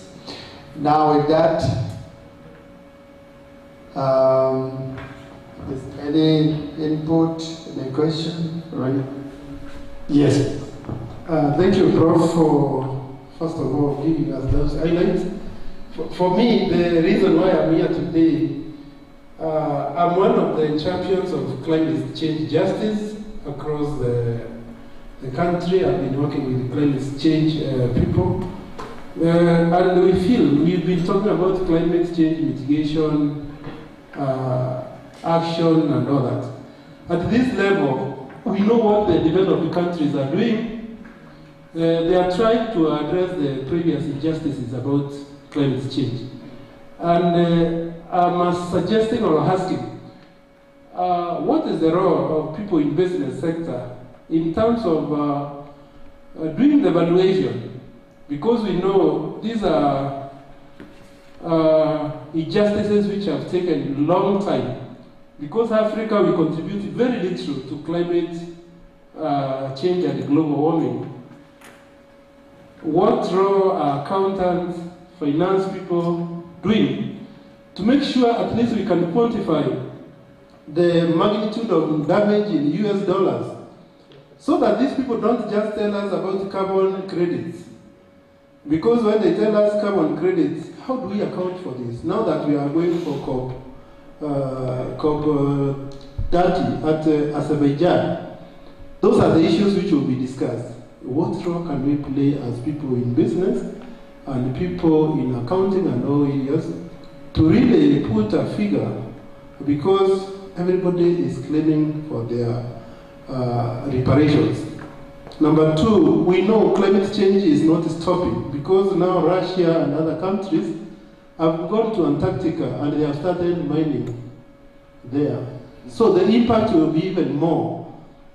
So because we are the people who are solving this carbon global gases, or these methane gases, everything which they are producing, how are we going to be competitive? I think we should just be strategic. That's what I'm thinking. Thank you.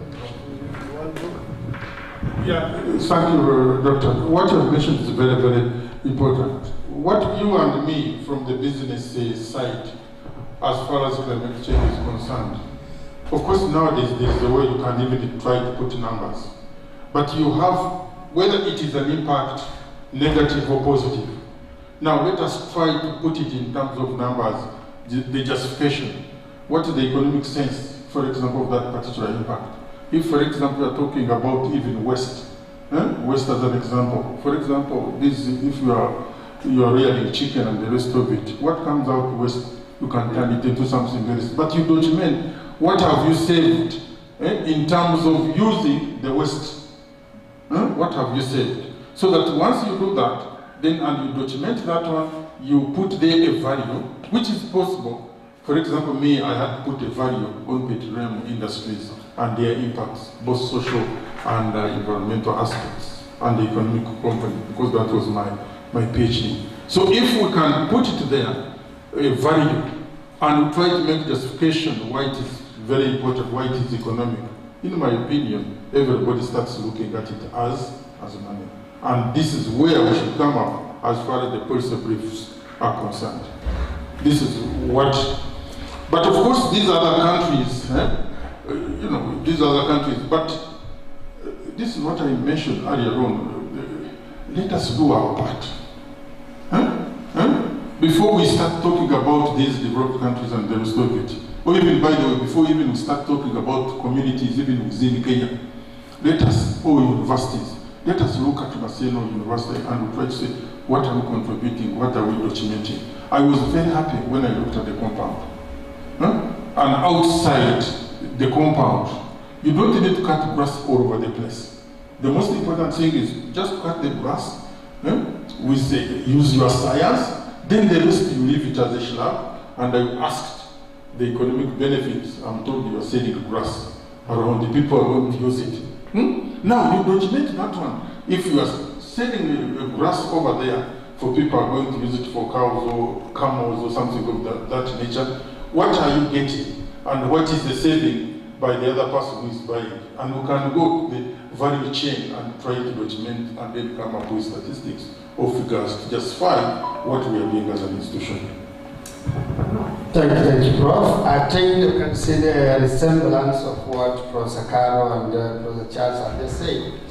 It's like, I think while we have several stakeholders in affecting contribution, negative or positive, of the climate change, I think starting with ourselves, what we can do positively probably will save us energy thinking about what others have done bad. Because that is also positive living, it's a positive action, and it will have a better result than keeping talking, complaining about what others have done bad. Thank you, Prof. You can have a seat. With that, I think we need to give Prof a clap as he sits down. And the presentation is already with the yes. You also have one. Oh. So in case you are interested, you can. We will share. Thank you so much. Those are our two key speakers, Professor Caro and Professor Charles Kazoba. Now we have other presentations for the session. Let me find out who are available. We have Wachira and Robert Ombati. Wachira and Robert Ombati are not here. Then we have Simon Tranira and Kinoti. I know they are not here. Number 3 is Doris Izia, again Dokimadi. Doris, you can come. Let me see who else is in the house. Tranira again is not there. Lilian Kawira. Lilian Kawira is not there. And finally, Simon Tranira. So that's it. So we just have. Professor Burane, you can see the partner. The partner is for Kinoti. Oh. Kinoti has gone for burial, to present over burial. So he said he will present tomorrow. So let's have Doris, and then that will be our last presentation. Karibu Doris. Doris is our PhD student in the School of Business and Economics, and we are looking forward graduating her in October, God willing. So Doris Karibu, just have 7 minutes. Where's your speaker? Yakondeka Saba. That Karibu.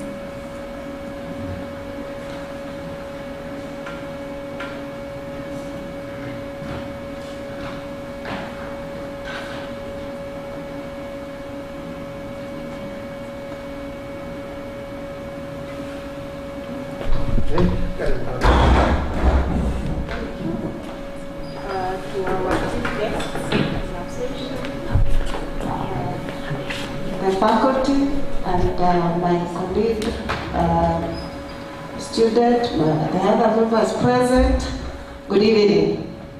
My name is Doris Kimathi. I'm a student at the School of Business, and today I want to present a part of my work. These are just part of, just 2, 3 out of the 5 variables that I've been studying on. My area is on the uptake of digital innovations and financial performance of commercial banks. And this one has been taken in the Kenyan context. And when I look at the specific area on my digital innovations is looking at the product innovations, digital innovations, organizational digital innovations, and also I'll look at the government policy as the moderating effect of these digital innovations, specifically on financial performance of commercial banks in Kenya.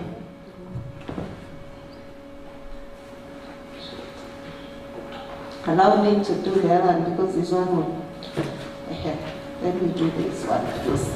So when I talk about the concept of innovation, this one, my area was derived from the innovations that has been brought forward by the Organization of Innovations, OECD.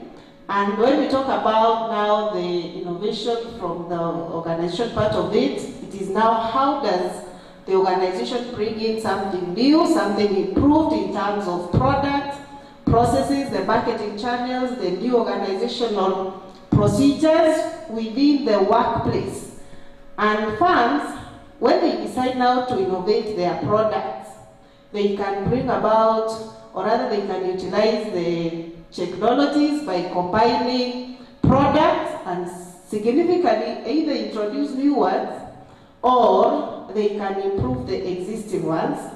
And now with the advent of the mobile banking, the digital wallets, the peer-to-peer lending platforms, within the commercial banks are expanding their financial or rather their product portfolios, and they're able now to serve their tech-savvy clientele, which is quite huge.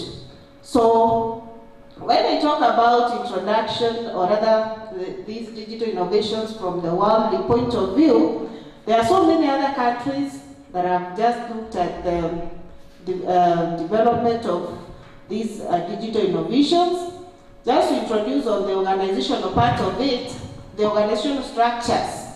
Digitally, they have improved the organizational culture, they have brought about the working environmental culture, and also decentralization in the decision making. These are some of the improvements that an organization can achieve as a result of embracing digital innovations.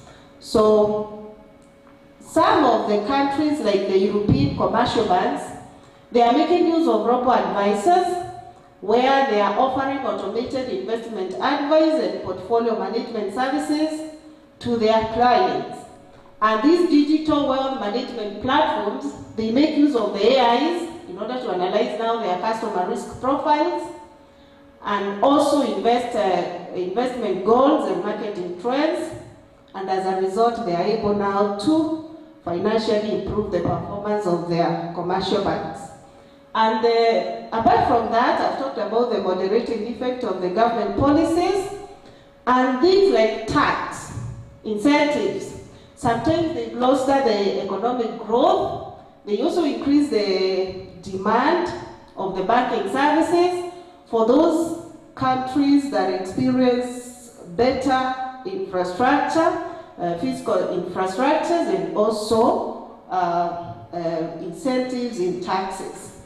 Also, now, when we talk about countries like China, their innovation index has risen significantly over time, and they have been ranked as one of the developed countries that have policies and regulations that promote digital inclusion.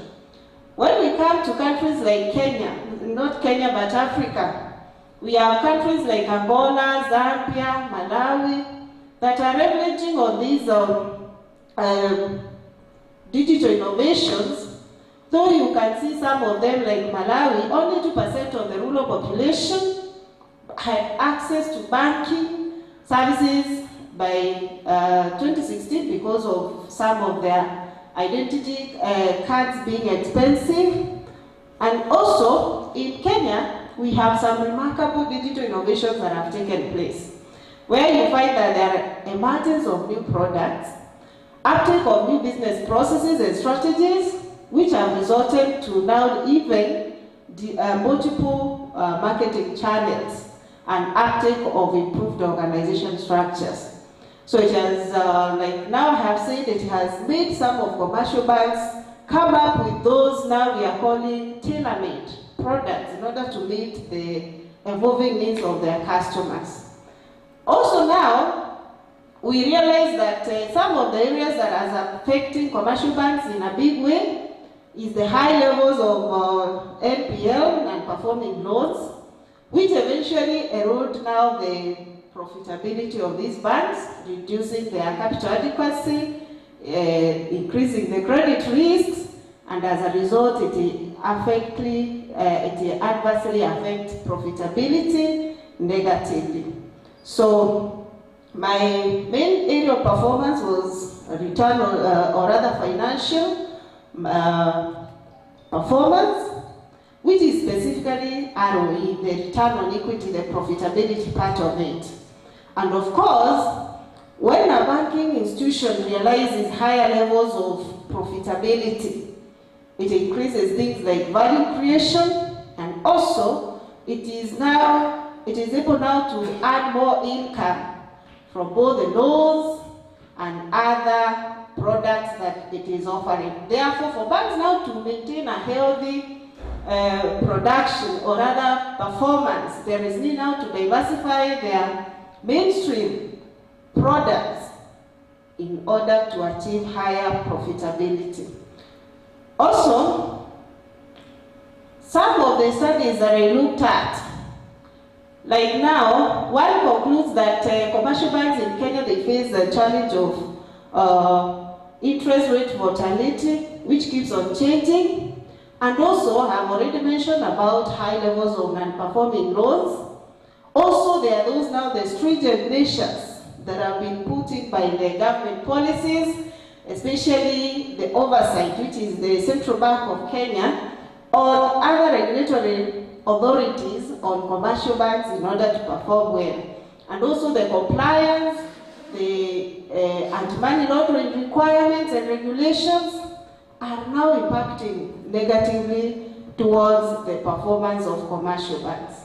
Therefore, this now, as a result of that, it necessitated the study. The study wants to find out, according now, like now as I've mentioned, yes, Kenya is among those countries that are taking over the digital world in terms of the products that are offered and the processes and the performance of commercial bank. Like you can see, 83% of the population, yes, have access to these digital mobile applications, which are not only offered by commercial banks but are offered by other financial lenders who are within the market. And therefore, the gap, or rather the problem is, what are the actual influence does these innovations have?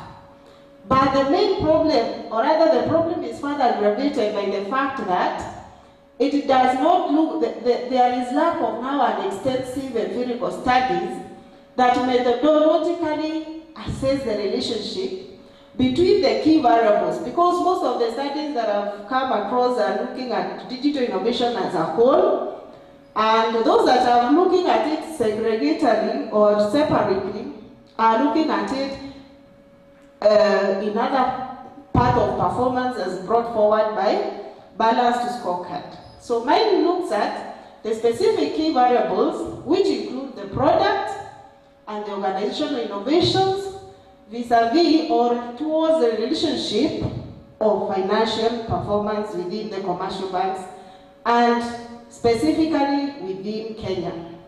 So there are also, why now the moderating effect of government policy? Because maneuvering now the ever-changing government policies, they keep on changing here and then. It becomes a daunting task, especially to the industry, in order now to balance compliance at the same time to be able now to embrace or to make use of the digital innovations or initiatives. You realize, according to the CBK 2022 innovation report that was brought about, they put the digital operation risk at 62%.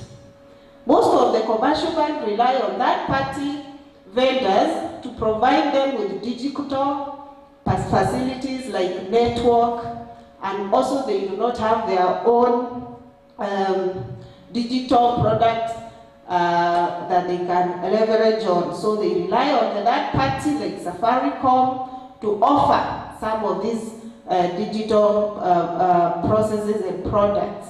And also they do outsourcing. So like outsourcing was recorded at 92%. So you realize as a result, some of the areas here have digitally improved, but some other areas like credit, which is one of the main sources of business for commercial banks, are least digitalized. You realize things like credit application, loan application, approvals, disbursement, all these ones require, in many instances, the customers to appear on their selves, or rather to go to the banking hall, fill the forms and all that, for it to be approved instead of leveraging on digital innovations. So now, as a result of that, yes, the many digital products that have been brought about are meant to meet the emerging needs of customers. However, the extent to which these digital products now contribute to revenue is inconclusive. And also, there is need for future product development strategies in order to understand this phenomenon. Also, the organization innovations, things like resistance to change, data, privacy, and security. New competitive models that are developing every now and then. They vary, like also varying levels of literacy, financial literacy among members, among the employees and the customers, pose a significant challenge. So there is need to explore strategies that are able to overcome this in order to foster a culture of innovation within the commercial bank so that they can fully uptake or leverage, or rather they get the full potential of digital transformations.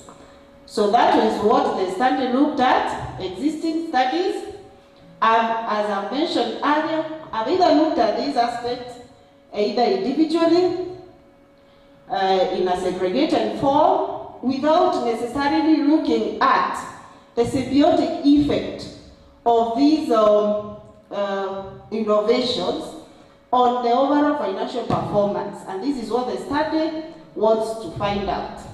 I have my general objective there, which was now to assess the effect of the uptick of the digital innovations. The objectives, the specific objectives are 3. The effect, examine the effect of uptake of digital innovations on the financial performance of commercial banks in Kenya. The other one was to determine the effect of uptake of digital organization, and the third one was the moderating effect of the government policies. The hypothesis was tested in null hypothesis, and therefore the first one was uptake of digital innovations has no significant influence on financial performance, and the others subsequently follow. So there is the significance of the study. Definitely it wants to help the commercial bank come up with actionable recommendations. Also wants to help the government of Kenya to come up with clear guidelines. It will help the future researchers and also the policy makers. The limitations of the study are there, and definitely it is domiciled within Kenya of the commercial banks, 39 commercial banks. Also, sometimes it's not possible to control the respondents' perception, fears, but mitigation has been provided for all that. And let me go straight to the theoretical part of it. The first theory that was anchored on the first variable, which is product, digital product innovations, is a theory brought forward by Nelson and Witt in 1961, evolution theory of economic change. The tenets of the theory is that the theory analyzes the capabilities of the firm associated with the dynamic economic change and the response to the industry. It poses that for a firm now to be able to improve the profit margins, there is now need for them to search for innovative solutions by coming up with a dynamic economic change where they offer high quality products. Of course, as a result of the rapidly changing markets there is need now to come up with things like product differentiation and also develop transformative and unique products that can allow farms to make profits. The other theory, of course, the theory has been criticized for a number of things, that it may not be looking into the products, or rather the changes that are taking place frequently. The second theory is the theory of dynamic change, has brought forward by David, Amy, and Gary. And this theory refers to an organization's ability to integrate, build, and reconfigure internal and external competencies in order to address rapidly changing environment. This one now was anchored on organizational digital innovations to try to find out how can an organization try to integrate, build, and reconfigure both internal and external competencies in order to address now the rapidly changing environment, because the topic is, or rather the area is on digital innovations, which refers now to changes, either development of new things or significant improvement of something that was existing. The empirical literature, certain studies I went through and have been indicated there that really tried to look into the area, but more, like this one now, done by Ramadan, it examined now the link between the product innovation and the performance of the transition economies. This one employed the CDM model, and it found a positive association between product innovation and performance. But it never looked into digital innovations, because we can have open innovation where people can give ideas without necessarily involving the digital world. Also, other studies that have been done have included from the global all the way to local. Other studies that might have looked at the organization innovation is like this one, which looked at organizational learning, the process in organization innovation on organizational learning in the developed world, specifically UAE. And the study, of course, used quantitative approach, and through surveys it was able to gather responses, and they found a positive relationship between organizational innovations and organizational learning. However, the focus was on a single organization. Again, the measure or the parameter was organizational learning, while our study is on financial. So, this is continuation of the same.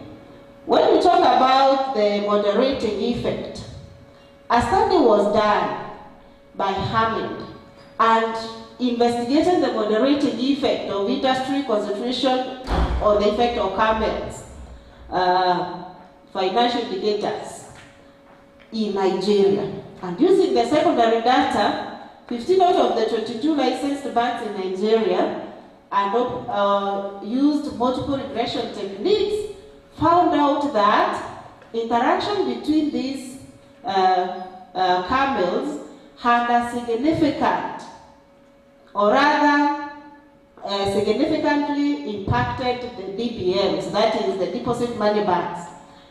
He recommended that promoting industry concentration strategies can enhance deposit mobilization, cutting costs, and the financial intermediation, which can increase profitability. 5 minutes to go. That is the conceptual framework. Let's go to the methodology. The study employed, adopted positivism philosophy, and it used a descriptive study. The focus was on the 39 commercial banks in the head office in Nairobi, and in every head office there is a branch and a head office. The reason why the head office is because the branch within the head office operations are homogeneous in the rest of the country. The target population was 1470. The sample size using the Sloven's formula got a 315. Then the stratified random sampling technique was employed, and to test the reliability and validity. Reliability was tested using Crotch alpha, and potent validity using was used to test validity. The study was also tested for the assumptions, which included the linearity, heteroscedasticity, normality, and multicollinearity. A pilot study was conducted in the Kingdom Bank to test the reliability and validity of the test instruments. The responses were tabulated and analyzed in SPSS, and the average was achieved to get were tabulated to get the responses. The model was the parallel regression model, where a simple model was developed and a joint model was fitted. And a simple model was done for each variable, then a joint model was done to get the multiple effects, like what happens individually on one of the innovations, and finally, what is the effect when all the models are put together. So, as I have said, the variables were tabulated and the main responses of which was put in the data set. Also, the secondary data, the ROE, which was obtained from the commercial bank report for the year 2018 all the way to 2022, the mean was calculated and also tabulated in SPSS. The pilot study results were done, and this was done using the content validity, and factor analysis was done through KMO, the Kaya-Meyer-Oakley, and Bartlett test of sphericity, which gave 0.935, indicating that there was high likelihood of adequate data for analysis. Then the reliability test was done using the Crotch alpha, which indicates that it should be above 0.7, and you can see all of them got that. Out of the responses, out of 315, 260 questionnaires were returned, representing 83% response rate, which is adequate for analysis. On the descriptive, there was the position held in the commercial banks. It is tabulated here, being the clerical officers and the supervisory management having the highest frequency. And then the work experience, many of the employees have worked in the bank between 6 to 10 years, meaning that they have adequate information about the digital innovations that have taken place within the organization. The first question was, uptake of digital innovations do not have any influence on financial performance. Those who disagreed with the question, that is 23, and strongly disagreed, were around 54%, meaning that a number of them agreed that digital innovations, product digital innovations, has influence on financial performance of commercial banks. When we look at the hindrance, what hinders now the development or other product development? Because every other time, digital innovations will involve either producing a new product or improving an existing one.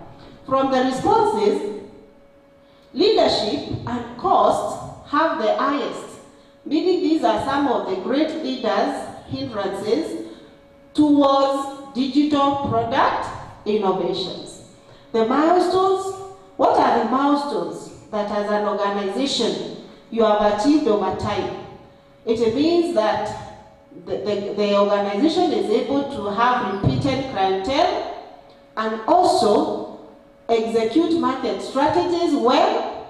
At the same time, they can outsource skills and also they can grow their brand. That were the responses. The statistics are there on questions whether the firm has wide range of product with customers, shows that some of the things that the commercial banks have done, they take a survey to identify the needs of the customer before they produce a new product.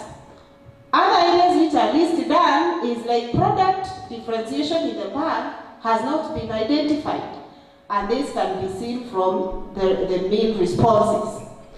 Then we have the organization innovation. The question was still the same, it was stated in null, whether the organizational digital innovations affect performance of commercial banks financially, and many agreed that it does, 36 and 25%. And also, a question on knowledge transfer. The respondents were required to find out, does the organization do any knowledge transfer, either learning from the peers or from others? Those who said no, the percentage was quite high. That was 29.2. No, not aware was the high one, meaning many of the employees are not aware, or probably it doesn't exist because those who also said no were high. Therefore, knowledge transfer, collaboration is not well inputted in commercial banks.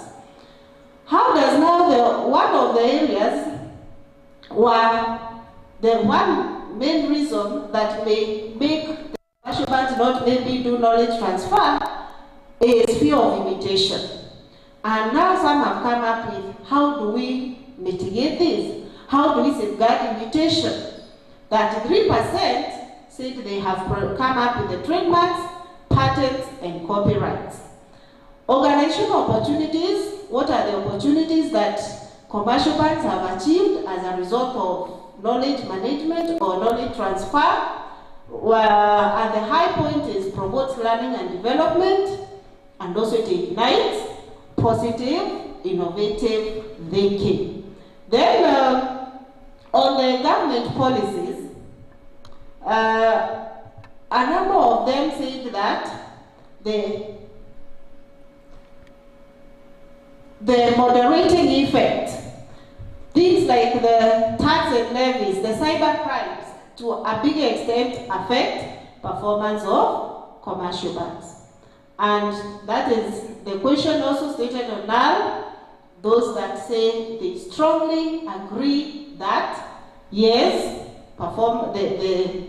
the performance of commercial bank is greatly affected by the innovations. Then we had the Pearson's correlation moment that was done on the innovations vis-a-vis the return on equity. The diagnostics test, as I mentioned, there were assumptions. The linearity test showed that the data was scattered randomly above and below the straight line in linear regression. The test for normality showed that using the QQ, the data was also, the QQ plot was distributed among the straight line. Also, the heteroscedasticity using the Levin's test showed that the mean, the p-value, which was 0.05, it was around that area because the highest was 0.00. And also multicollinearity, there was a lack of multicollinearity among the variables. Then the regression results for the product innovation. The standardized beta for product innovation was at 65.3%, showing that there was significant correlation between the product innovation and financial performance. The model summary of 42.6 showed that the variations in product innovations doesn't explain much on variations on ROE or rate of equity, the profitability. The variations explain less of that.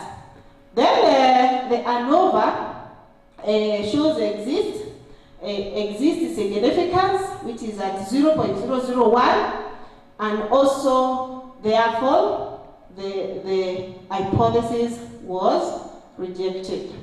Then we have the organization innovation. Remember I said for the model, we were doing a simple model, then from there we are doing a joint model. The beta here is at 87.3%, which shows a very positive and significant correlation of organization innovations and ROE. And also, R of 76.1 shows that the variations within the ROE, there is significant variation. So let's go to the joint model. The moderating effect also was done. I also subjected the model into without moderating variable to find out, because the main aim was to find out the influence of these digital innovations on ROE. So this is what I found out when the moderating effect was not there, and the variations are also here at 88%.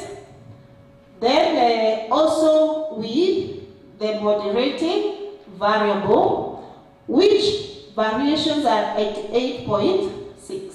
So my findings from all that modeling was that, yes, the new products which are being developed by commercial banks, the digital, one of the things that hampers the development of these digital innovations is leadership and cost. And that's why you found that even the R-square, the variations is at 42.6%, meaning the correlation is moderate. What could have caused this?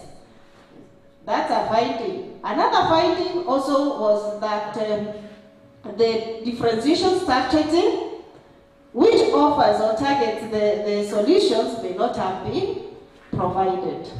So let me maybe talk about one of the recommendations or conclusions about the product innovations, that there is need for commercial banks now to identify an innovation strategy, and at the same time, the commercial banks can leverage on things like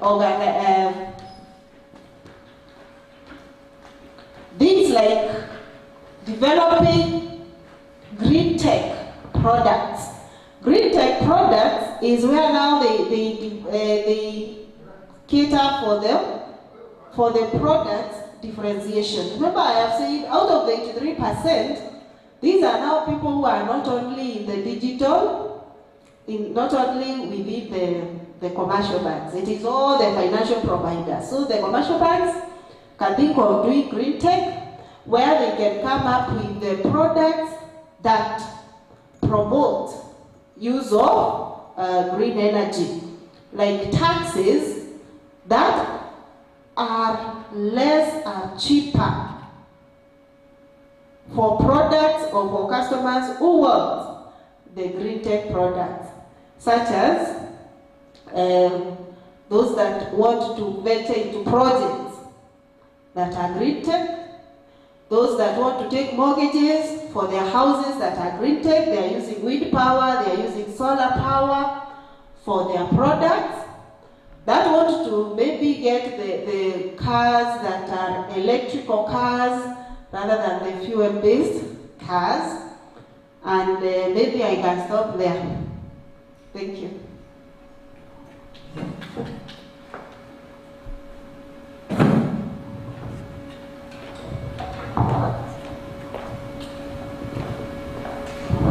Thank you, Doris, for your very good presentation on digital innovation and financial performance in commercial banks.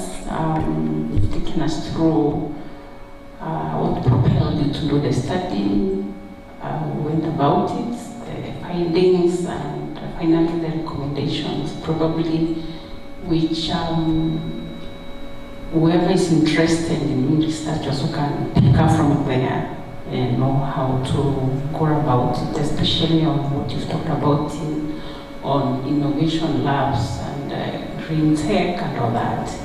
So we really applaud you for that. Probably can clap for Doris, and thank you for that good presentation.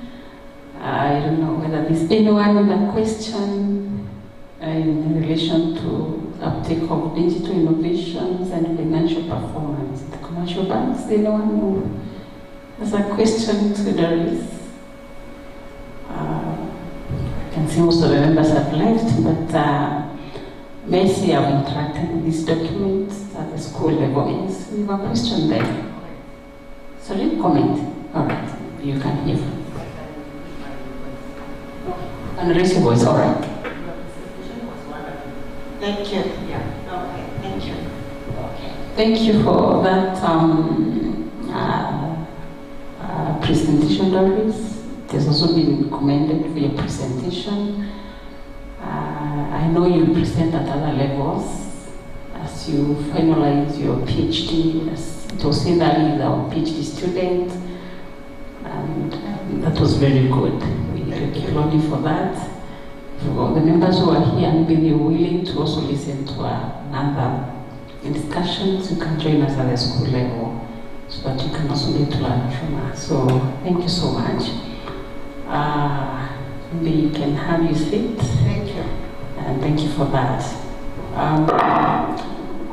I think we've come to the end of today's presentations with the three speakers of today. And I want to thank all of us for attending this session, presenters in absentia.